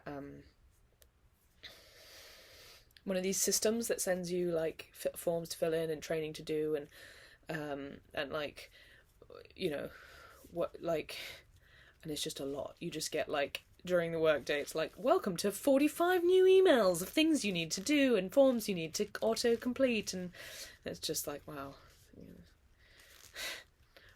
Go back to the days of actual humans having to send emails, then you won't get so many. Anyway, I don't know why I'm now knitting on this, but this is good. The more knitting I do on this, the quicker it will be done. But yeah, my partner was like, we could just get one from IKEA, and I was like, no, you wanted a weird size, and that'll be good, and I can get this out of stash because it's so big. So that would be great. Anyway, that's my basket. It's growing slowly, and it's very difficult to knit. But I was thinking the other day, like, I'm really on like a lot of small projects right now, like small needle things, and I kind of want something bigger needles. So here we go. This is as big as it gets. This is not really what I was thinking. It's not what I had in mind when I was thinking I wanted something on bigger needles, but hey ho. It's been really interesting. I've been really focused lately on like using up what I have, and I've been like that in theory a lot, but I feel like recently I've actually been doing that in practice, like just choosing not to buy new yarn and just using what I have to make something. So I find that really interesting, and we'll discuss more with some of my other whips. So that's this whip basket, doing this on 10mm needles. To be fair, I could maybe get bigger needles and it would be a bit easier. I think I have bigger than 10mm. I think I have 12mm that I could maybe use. Anyway, making this basket, trying to use up all this. It will get used up before the basket's finished, I think. That's that. Whip number 1. This I can chat about quickly. So this was that mohair that I got 16 balls of randomly. The colour is it's quite a sort of, it's a very red brown. I wouldn't say it's rust quite or brick. It's definitely brown, but it's just very red for brown. I think it's vintage mohair, but it is silk mohair, and it's very thick. I would say it's the thickness of 2 silk mohair. So it's the same as 2 strands of silk mohair held together, is what I would say. I am just thinking that it would make a really nice men's jumper, because I do have 16 balls of it, and it's a nice sort of brown colour. And I was thinking of what I could hold together with it, and obviously like you could get a cone of woolly knit or something like that and it would be perfect, and you could do like a DK or sport weight, DK or even worsted, I think, because this mohair is so thick you could almost do worsted. But again, I just sort of went, well, what do I have that I could maybe pair it with? And one of the things that I have is I still have 3 cones of this alpaca. So this is from Knit Global Heritage Alpaca, 100% superfine alpaca yarn, 1,000 meters for a 250 gram cone. I had 3 of these cones. I've still only used, this is the first cone, and I have made a Gibson ruffle blouse and a cherry jumper with this one cone.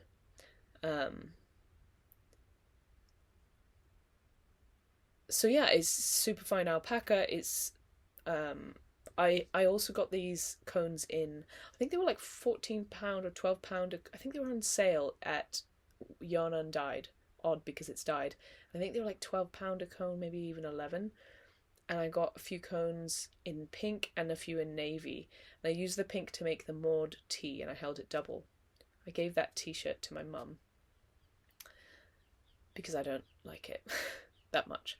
It's also too small on my arms, and she has smaller arms than I do.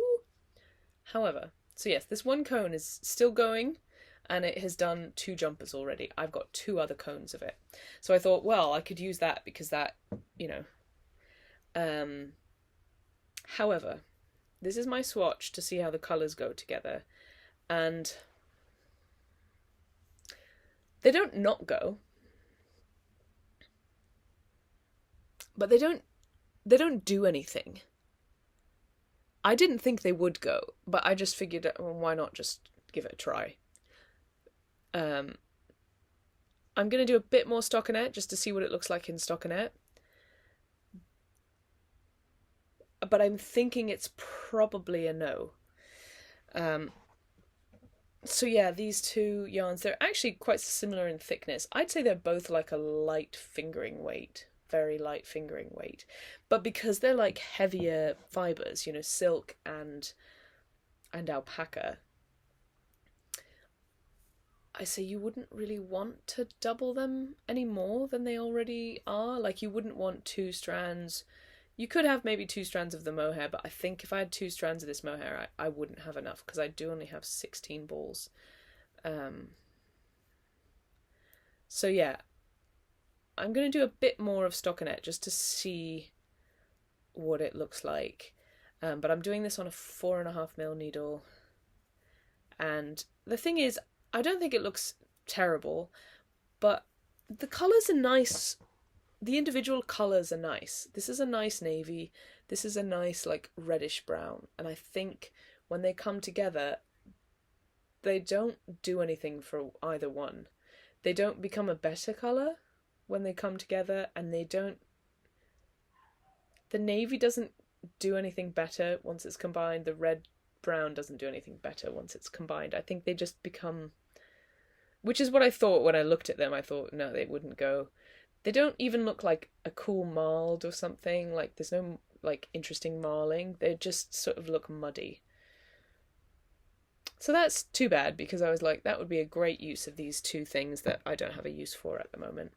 Make a nice, like, men's jumper out of these two together. Like a zipper jumper or something. Zipper jumper man. I've been wanting to make one of those. I think it would look cool. So yeah, I don't know. Maybe in stockinette the marling looks kind of cooler.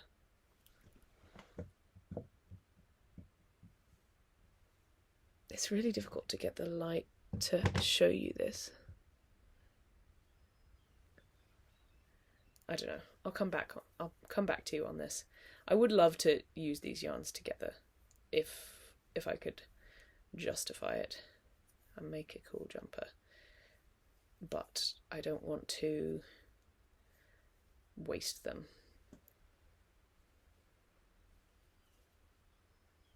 Maybe it is nice.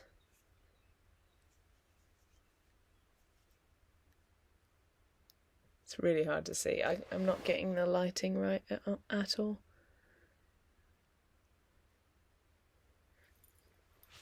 I'll come back to you on this. Next whip. This one's slightly boring. It's just a plain sock. Now, I have something to say about this. A bit... Might be writing into Regia. Because this is Regia Design Line. I paid like £13 or £14 for this ball of wool. Fine. It's for a gift. Specifically for my uncle, who asked for a pair of socks like these. All great and lovely. Full price, you know, not like me to just pay full price for a ball, but this was a gift. And this is Design Line specific, really nice, like this sort of Fair Isle looking, designed by Arnie and Carlos. I had a knot in it. And not only did I have a knot, but the knot put together 2 bits of yarn that were not in the colour sequence. So I don't generally get too bent out of shape when I have knots in things. I'm just like, fine, you know, like someone's got to use this yarn. It's got a knot. It's fine. I'm happy with it. But this is specifically, I wanted to specifically make a gift pair of socks, matching perfectly. And I bought this yarn full price. And so you can see here that it's got like the blue, the big bit of blue, and that's the repeat. So it repeats about, I think this is the repeat amount. So you get this big blue, then the black, and then some orange, and then red, and then you get this little like black and white ferrule bit, more of the blue one, more of the black and white one, some more stripes, and then you get the big one again. So then obviously I have the heel, so we've lost some of the repeat goes into the heel a little bit. But you get down to here and you're back at this stage, right? You're back at this stage here, the black and white bit, after the short blue bit, which was here. That's the short blue bit. Sorry, we're at this black and white bit because it's after the short blue bit, which is this. So short blue bit, pink, white, black, black and white. Then we get pink, and then we get the big blue, so we get these stripes, and then we get down to the big blue here, and then we get some black. And what you supposed to have after the black? You're supposed to have some white, and then a peach colour, and then the red. Well, we've lost the white and the peach colour, and we've gone straight to the red, because that's where the knot happened. And I will show you. There it is. So when I make the second sock, I planned to, wind off until I was at the same place and then have matching socks. And I won't be able to now because this one is not going to be the same as the other one when I get here. Unless they put the knot in the same place, that'd be great if they did. So I might write into Reggie and be like, can you send me a new ball of yarn? Because this isn't going to be functional for what I wanted. Because he's also got a size 11 foot. And I wanted to make him long socks that he could wear in, like, boots. So I don't think I'm going to have enough to be able to, like, wind off some of the yarn. To be fair, this is still, like, it's not like it's gone to a totally different bit of the thing, if you see what I mean. Like, it's missed this and the peach, but it then has gone into the red, and then the black and white, and then the black and white, which is this piece, I think. Well, here. So I think we're still in the same place, so I would only have to wind off a bit. So I probably will be able to wind off and still make these match. But, it's the principle of the thing. I don't know, what do you think? Anyway, I'm doing these, I think I've done an actual 60 stitch sock here because he does have big feet. I'm doing these on a pair of higher sharps, actually. They're 2.25 mil, and this is Reggie Design Line 6 ply by Arnie and Carlos. They recommend a 3 mil needle because I think this is meant to be like a thick fingering. Doesn't feel that much thicker than normal fingering, but I'm using 2.5 mil and I'm getting a really good fabric. I think it's nice and thick, but not like crazy difficult to knit with. I think I did do 60 and I went, this is too big. This will be too wide around the foot. So I did some decreases. So I purposely made the leg like quite long so that it could go high enough up that it needed to be wider. Did some decreases and I marked where I did them so that I can try and replicate that. I've done the shadow wrap heel, which doesn't have any holes in it, which I really love. And yeah, I'm working away at the foot. I think I'm very near to where I should do the toe. So I say he's got size 11 UK feet. I'm worried that this heel diagonal is too small, but we'll just have to see. And I'm not sure what kind of toe I'm going to do. Probably just a round toe, because that's what I always do. Although maybe I'll do a nice wedge toe. So it's nice and replicable, and I seem to never be able to replicate my round toes from one to the other. So anyway, that's currently in this bag, and it just gets carried around with me when I just do some plain knitting. It's not that small. The problem is with this big ball. I think it comes in 150 grams, the Regia. So it's not a small enough ball to like just chuck in your pocket like this nice 50-gram Patton's Croy, that can just go in the pocket. Anyway, so that's that. Here's what I have. Here is my new cast on of all of this Shetland wool. I've got my new cast on, which is, where's my phone? The name of this. This is the Cromarty Hat by Alison Rendall. And here is what it looks like. And I've done something, I'm quite proud of myself on this. I've added this to my pattern. I use all my patterns on my phone, and I do them on an app called Scriptation, which you can put PDFs onto, and so I just put it on there, and I can write on it, I can highlight, I can add layers, so I can take all the highlights off if I want to do another size, do it again in a different size. So it's a really good app for that. But I added in a photo that I took of my yarn, and then I wrote on to the photo which colours they are in the pattern. So that way, in my big bag, when she says to move on to, you know, number 43 or something, I know, okay, that's my grey. So just very proud of myself there. That's all. All that to just say that I'm quite proud of myself. So anyway, here is my, and I'm doing this on my Chow little babies. Where's the needle size? Is it too small for them to have printed the needle size on? It might be. I think these are 1.75. They don't seem to have the size printed. But here it is.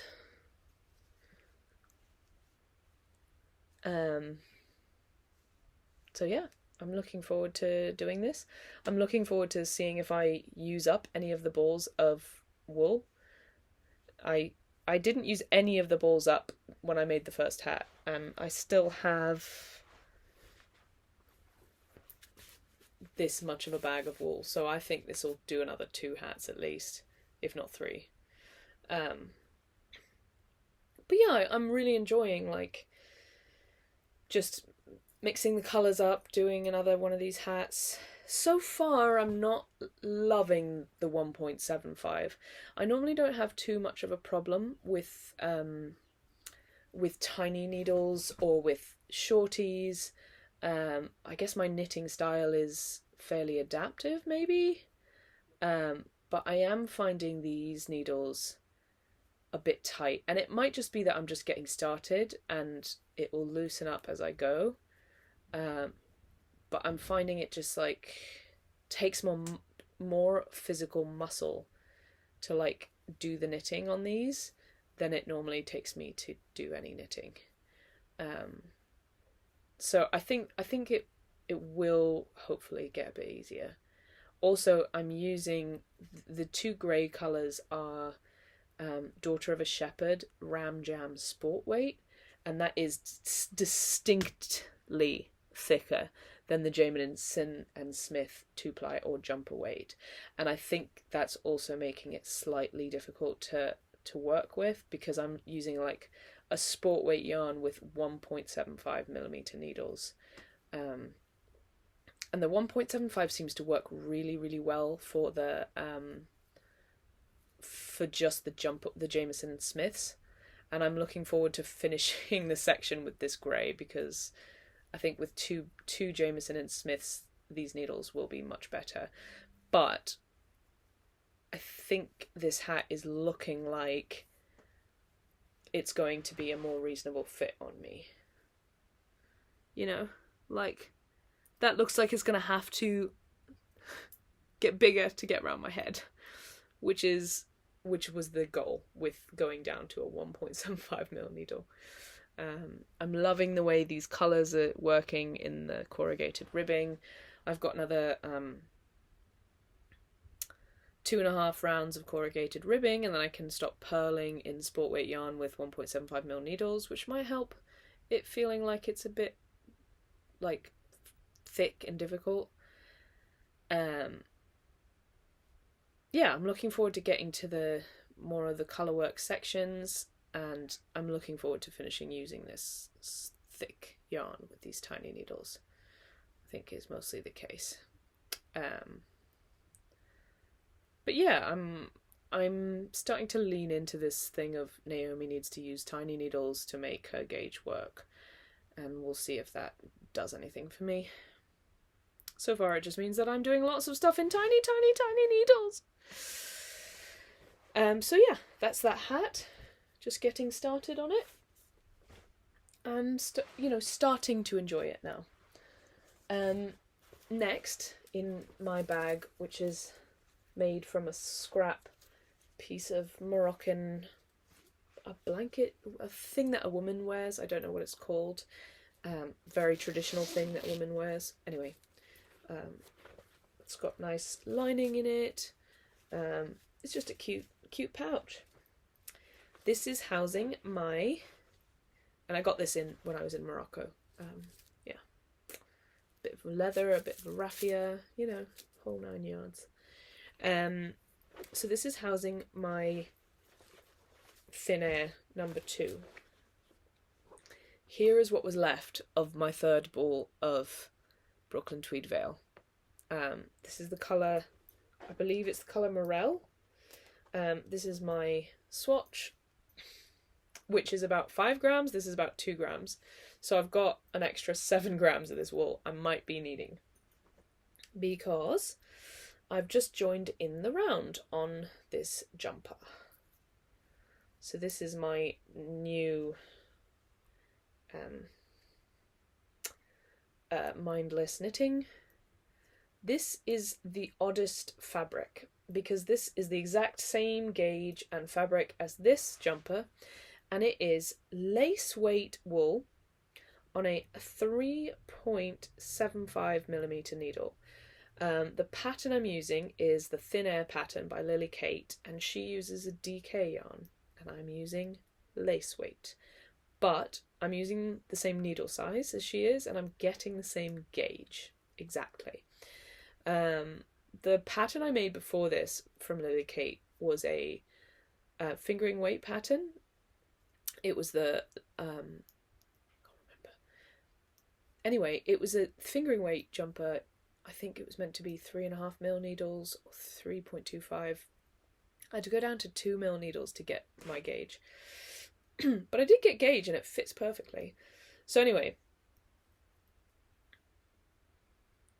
all that to say that I'm using a very strange needle size with this lace weight, but I'm getting the right gauge and it creates fabric that I really like.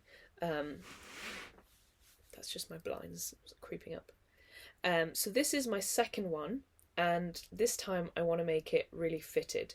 The reason I have a second one already started is, if you recall from previous episodes, I had started making this jumper and I bought 4 balls of this wool to make it with. And then I realised once I was here that I was increasing for the V too quickly. So I wasn't going to get this deep V that I had, one of the big things that was attracting me. I was going to get half the depth. I was going to get a V about here. And I was like, I really don't want to rip this out. So much work, it's lace weight, so I just left it, and I had 3 other balls, and with those 3 balls I made this. I wasn't intending to just use those 3 balls, I was intending to crack into this, which is why I stopped this in where it was. And I had intended to make like a really stripy jumper and just have a bit of this in it, because I thought I would need most of it to make the original jumper. But as it turned out, I only needed 3, and I'm happy with what I have. So now I've got a bit of a dilemma, because I did go back to the shop and I got another ball, but they didn't have the same colour. So they have this, I have this parchment, and actually with these 2 I can probably get a jumper, because it's not going to be remotely as big as this one is. I want this one to be really fitted, and so I was like sort of doing some pinching, bit of pinch work. And I was like, I basically want to lose about 30% of the fabric that's in this jumper. And since this jumper took 150 grams, I figure 100 grams might work. So I'm going to try and knit this with 2 balls of yarn. Originally I had planned to make a tee, and that might be what I end up making if I don't have, enough. But I think what I'm going to do is separate for sleeves and then just do the body. I'm going to separate for sleeves, and I'm going to do the neck with this colour. And then I'm going to do the body, and I'm going to start to incorporate this colour. These colours don't go together very well, but I'm thinking that they might blend okay. My idea is to do some smaller stripes and then thicker stripes and then just end in this colour at the bottom, and then do the same thing on the sleeves with whatever I have left, basically. Half whatever I have left and do something with it that on one sleeve and then copy it on the other. So that's my game plan. My game plan is also that I've got the number of stitches that I want currently. So I tried it on, and it's what I want, but it's obviously not long enough yet to get under my arms. So it's raglan, but then I'm just going to stop. So I'm not entirely sure what that's going to look like. I mean, I suppose common sense, it's going to look like that followed by nothing, I guess, for a bit. I'm not sure if that's going to look odd or if that's just going to look fine. That's what I mean, I guess, when I say I'm not sure how it's going to look. I don't know if it's going to look strange. But that's the plan. I've done my increases to the number of stitches I want. I want it to be really fitted, because this fabric, I could easily have a negative ease jumper in and not feel like it's squishing me, because it's so soft and light, the fabric, and that's kind of ideal. So I want something with either 0 ease or even maybe negative ease. Also because this yarn is so stretchy. I showed you this last time, but that's a lot of stretch, and it's the same in the fabric. It's just really, really stretchy. So it's just begging to be a negative ease jumper. So that's what I'm planning to do. So that's my other whip. I did have some other lace weight yarn that I was going to combine to make stripes on this. These two specifically, I have 2 balls of this, which is 80% Falkland wool, 20% mulberry silk, West Yorkshire Spinners Exquisite. It's quite a sort of baby pink colour.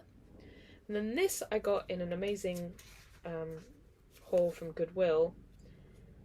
It's from Spin Cycle, but it's not, it's all one colour. It's called Debauchery Lace Weight, 100% Blueface Leicester, 500 yards, and the colourway is Lust.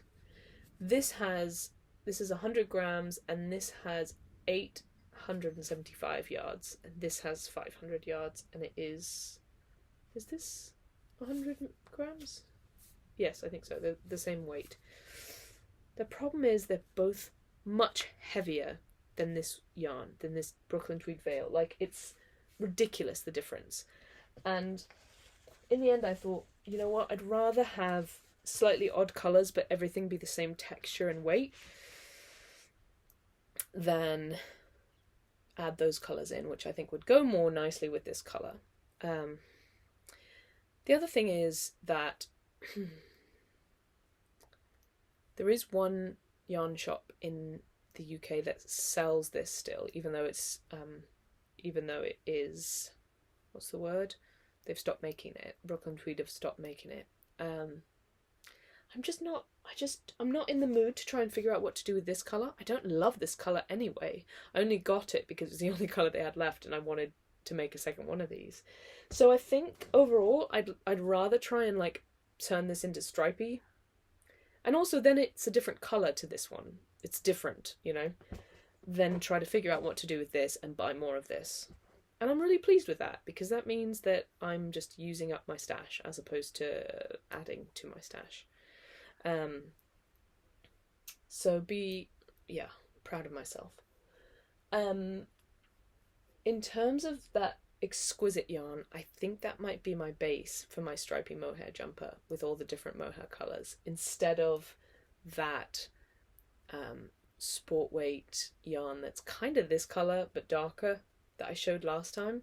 I think it might be that baby pink, because I'm not obsessed with how this feels on its own. It's very soft, the exquisite, but I'm not obsessed with having it like next to my skin like I am with the other BC Garn. And B, I'm not obsessed with the colour, so having it mixed with other colours that I really like will be much better, whereas the BC Garn, I like the colour as it is, and I think that it's just going to muddy the pretty colours that I have. So I'm excited to swatch, actually. I just have to wind up the yarn, which I'm not super excited about, if I'm perfectly honest. So yeah, that's this whip. So I'm going to start getting started on this whip.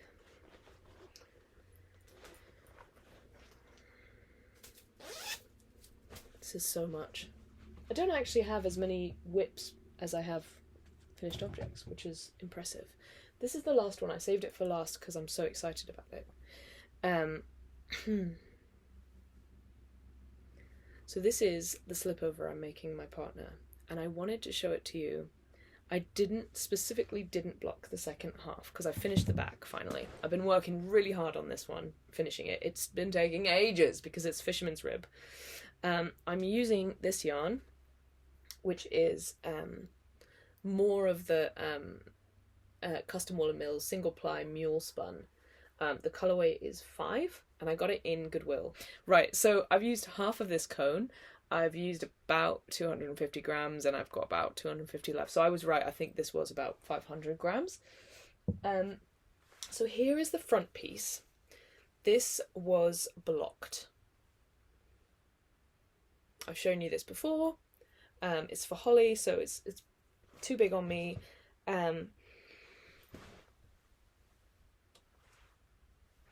It is a half fisherman's rib slipover. And I'm doing it in pieces because half fisherman's rib's kind of actually easier to do in pieces, back and forth, because it's the same. And also, I learned a thing from doing the half fisherman's rib hood by Petite Knit. You can actually knit every single stitch. Because technically, half fisherman's rib, what I had been doing before was you knit under, you knit below the stitch, then you purl, then you knit below, then you purl, then you knit below, then you purl. But what you can do is you can knit below, knit below, knit below, knit, because when you flip it over, your knit side will have pearls on it, but you knit below, so that deletes the purl that you made. That probably doesn't make any sense. I'll say it one more time, it will probably still not make any sense, but I'm going to do it anyways. So normally, if you're knitting back and forth, you knit below and then you purl. And that creates on the opposite side, a purl and a knit. And then on the opposite side, on that knit, you knit below, and on the purl, you purl. But what you can do is you can knit below, and then on the purl trench, you just knit. And but that doesn't make it a purl trench. But then once you're on the other side, you're knitting below anyways. So you actually delete the little purl that you made by knitting on the purl side. That made it more confusing. The knitting below means that you can do any stitch you want, because when you knit below, the stitch that you've just done gets expelled. So if it's easier to just knit the whole time, but knit below knit, knit below knit, knit below knit, on the other side you just knit below knit, knit below knit, knit below knit, knit below knit. It was a revelation. Made the second half go a little bit quicker, I think. So this is the first half. It's been blocked. This is what it looks like. This is what it drapes like. This is what it folds like. Here is the second half. Now it's gone sunny again, but it might help to show you how different it looks. This is the back. It looks like a mesh net. You can see my face through it. You can see my jumper and my picture behind it. And again with the blocked, please, caller. You can't see the picture very well, if at all. I mean, obviously, in the window you can see through it a bit. But in the non-window, it's pretty well not see-through. So that's amazing to me. Also, when I blocked it, it got thinner, but not really longer. I'm not entirely sure how that works. Because they're the exact same number of stitches, exact same needles. Now, again, this could just be a question of my gauge going insane, which is not unheard of. But look at the difference in width.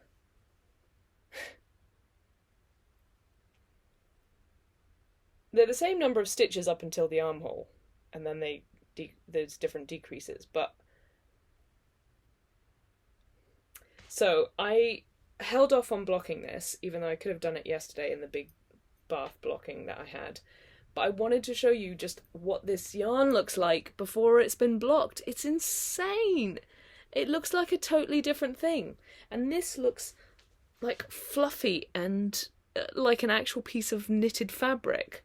And that just looks like someone's done a really fancy net. It's just crazy. But yeah, I think the reason that my sock didn't block it didn't change much is because I think that the yarn on the sock, which was bought in a hank, wasn't twisted as tightly, or there wasn't as much spinning oil on it, because this is much thinner looking. It looks the same, but it's like more there's more like oil on it, I think. So anyway, that's just a fun thing, I think.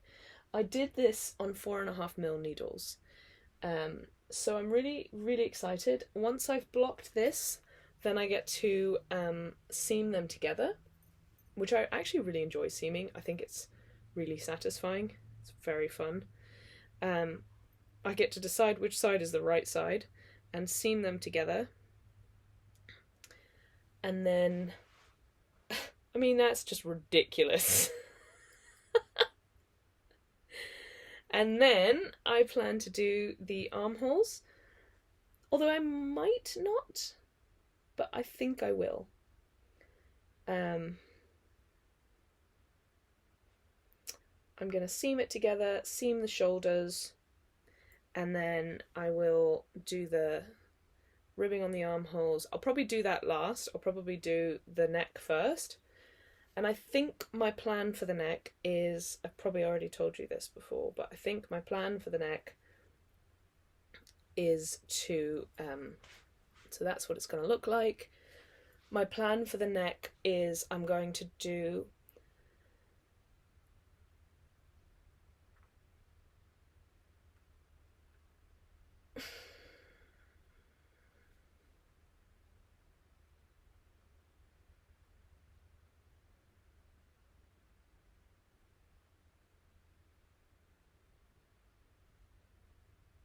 trying to work out actually how this would work, because I had planned to pick up stitches here and then pick up stitches here and do,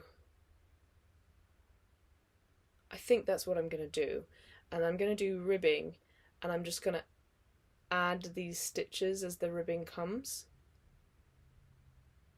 so it will kind of be like short rows almost, not short rows, but you basically pick up these will be picked up, but the stitches will actually get incorporated as this grows vertically.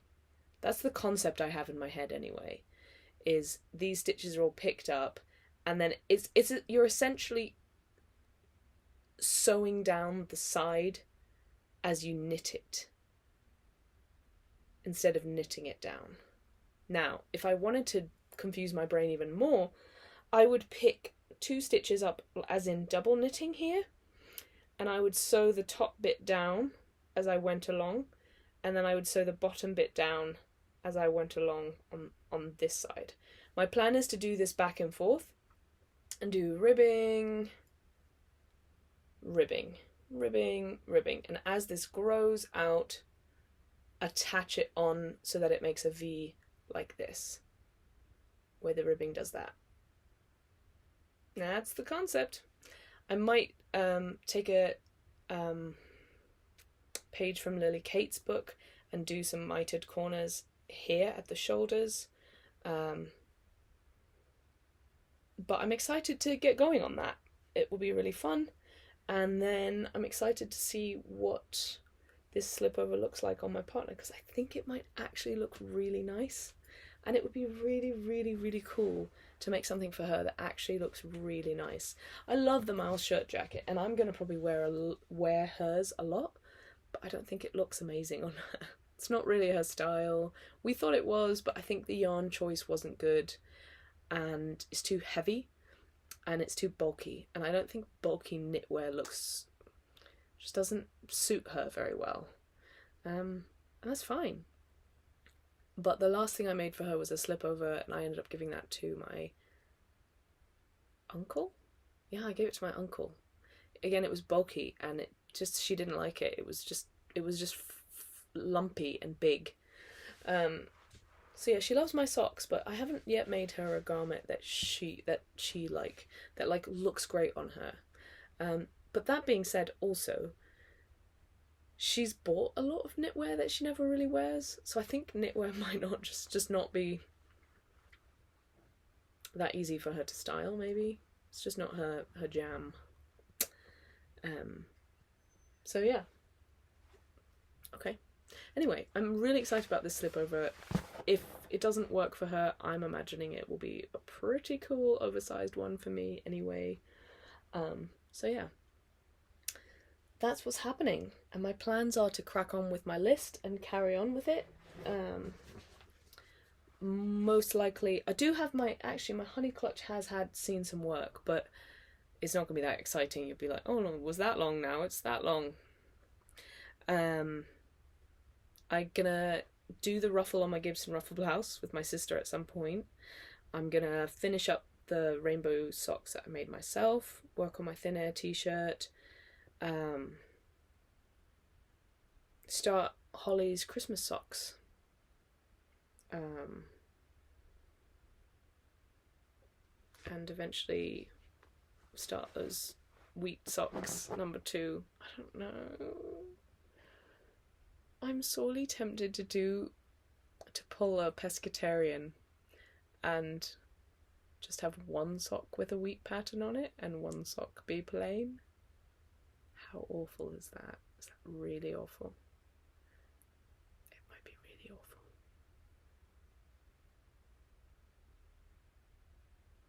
I could do one sock. No, I just do them. It won't be that difficult. I'm thinking like I could do just one sock with like the reverse stockinette and the line, the like line of ribbing that grows into the little wheat. So they're like sisters, not twins. Anyway, I should stop there. I wanted to do instead of acquisitions, because I have 0 acquisitions. Not bragging or anything, but just saying. I have started a list of, where is it? Things I've got out of stash. It's not very big, but I think I've already told you about it all. That blue ball of Regia, I got that out of stash. And the tiny little ball of blue that I did for the heels of Holly's socks. Actually turns out that Wool and the Gang, it was 2 balls that I got of that Wool and the Gang. The Feeling Good yarn, the blue navy. So there's 2 balls of that. So I've got those out of stash, which was very exciting, even though they weren't in my stash. And then I also got 4 balls of Chunky Drops Andes, I think it's called. But I gave those away to someone who wanted to learn to knit, and they've already made one beanie. They're working on beanie number 2. I do like, with people wanting to learn to knit that I'm not around, I get them started and have them just do a stockinette beanie. It's not the greatest thing in the world to wear, but it's quite satisfying to do it, to have it done and be like, look, it's a beanie, even though it like rolls up at around the brim. She's now working on a garter stitch beanie, so that's a great way to learn the purl stitch without the fiddliness of ribbing, because she's going in the round, she does her knit, and then she does a whole round of purl, and then a whole round of knit. So it's like, you don't, I find that when you're learning the knit 2 purl 2 or knit 1 purl 1, it's difficult because you've got to learn the stitch but also then change it every other one.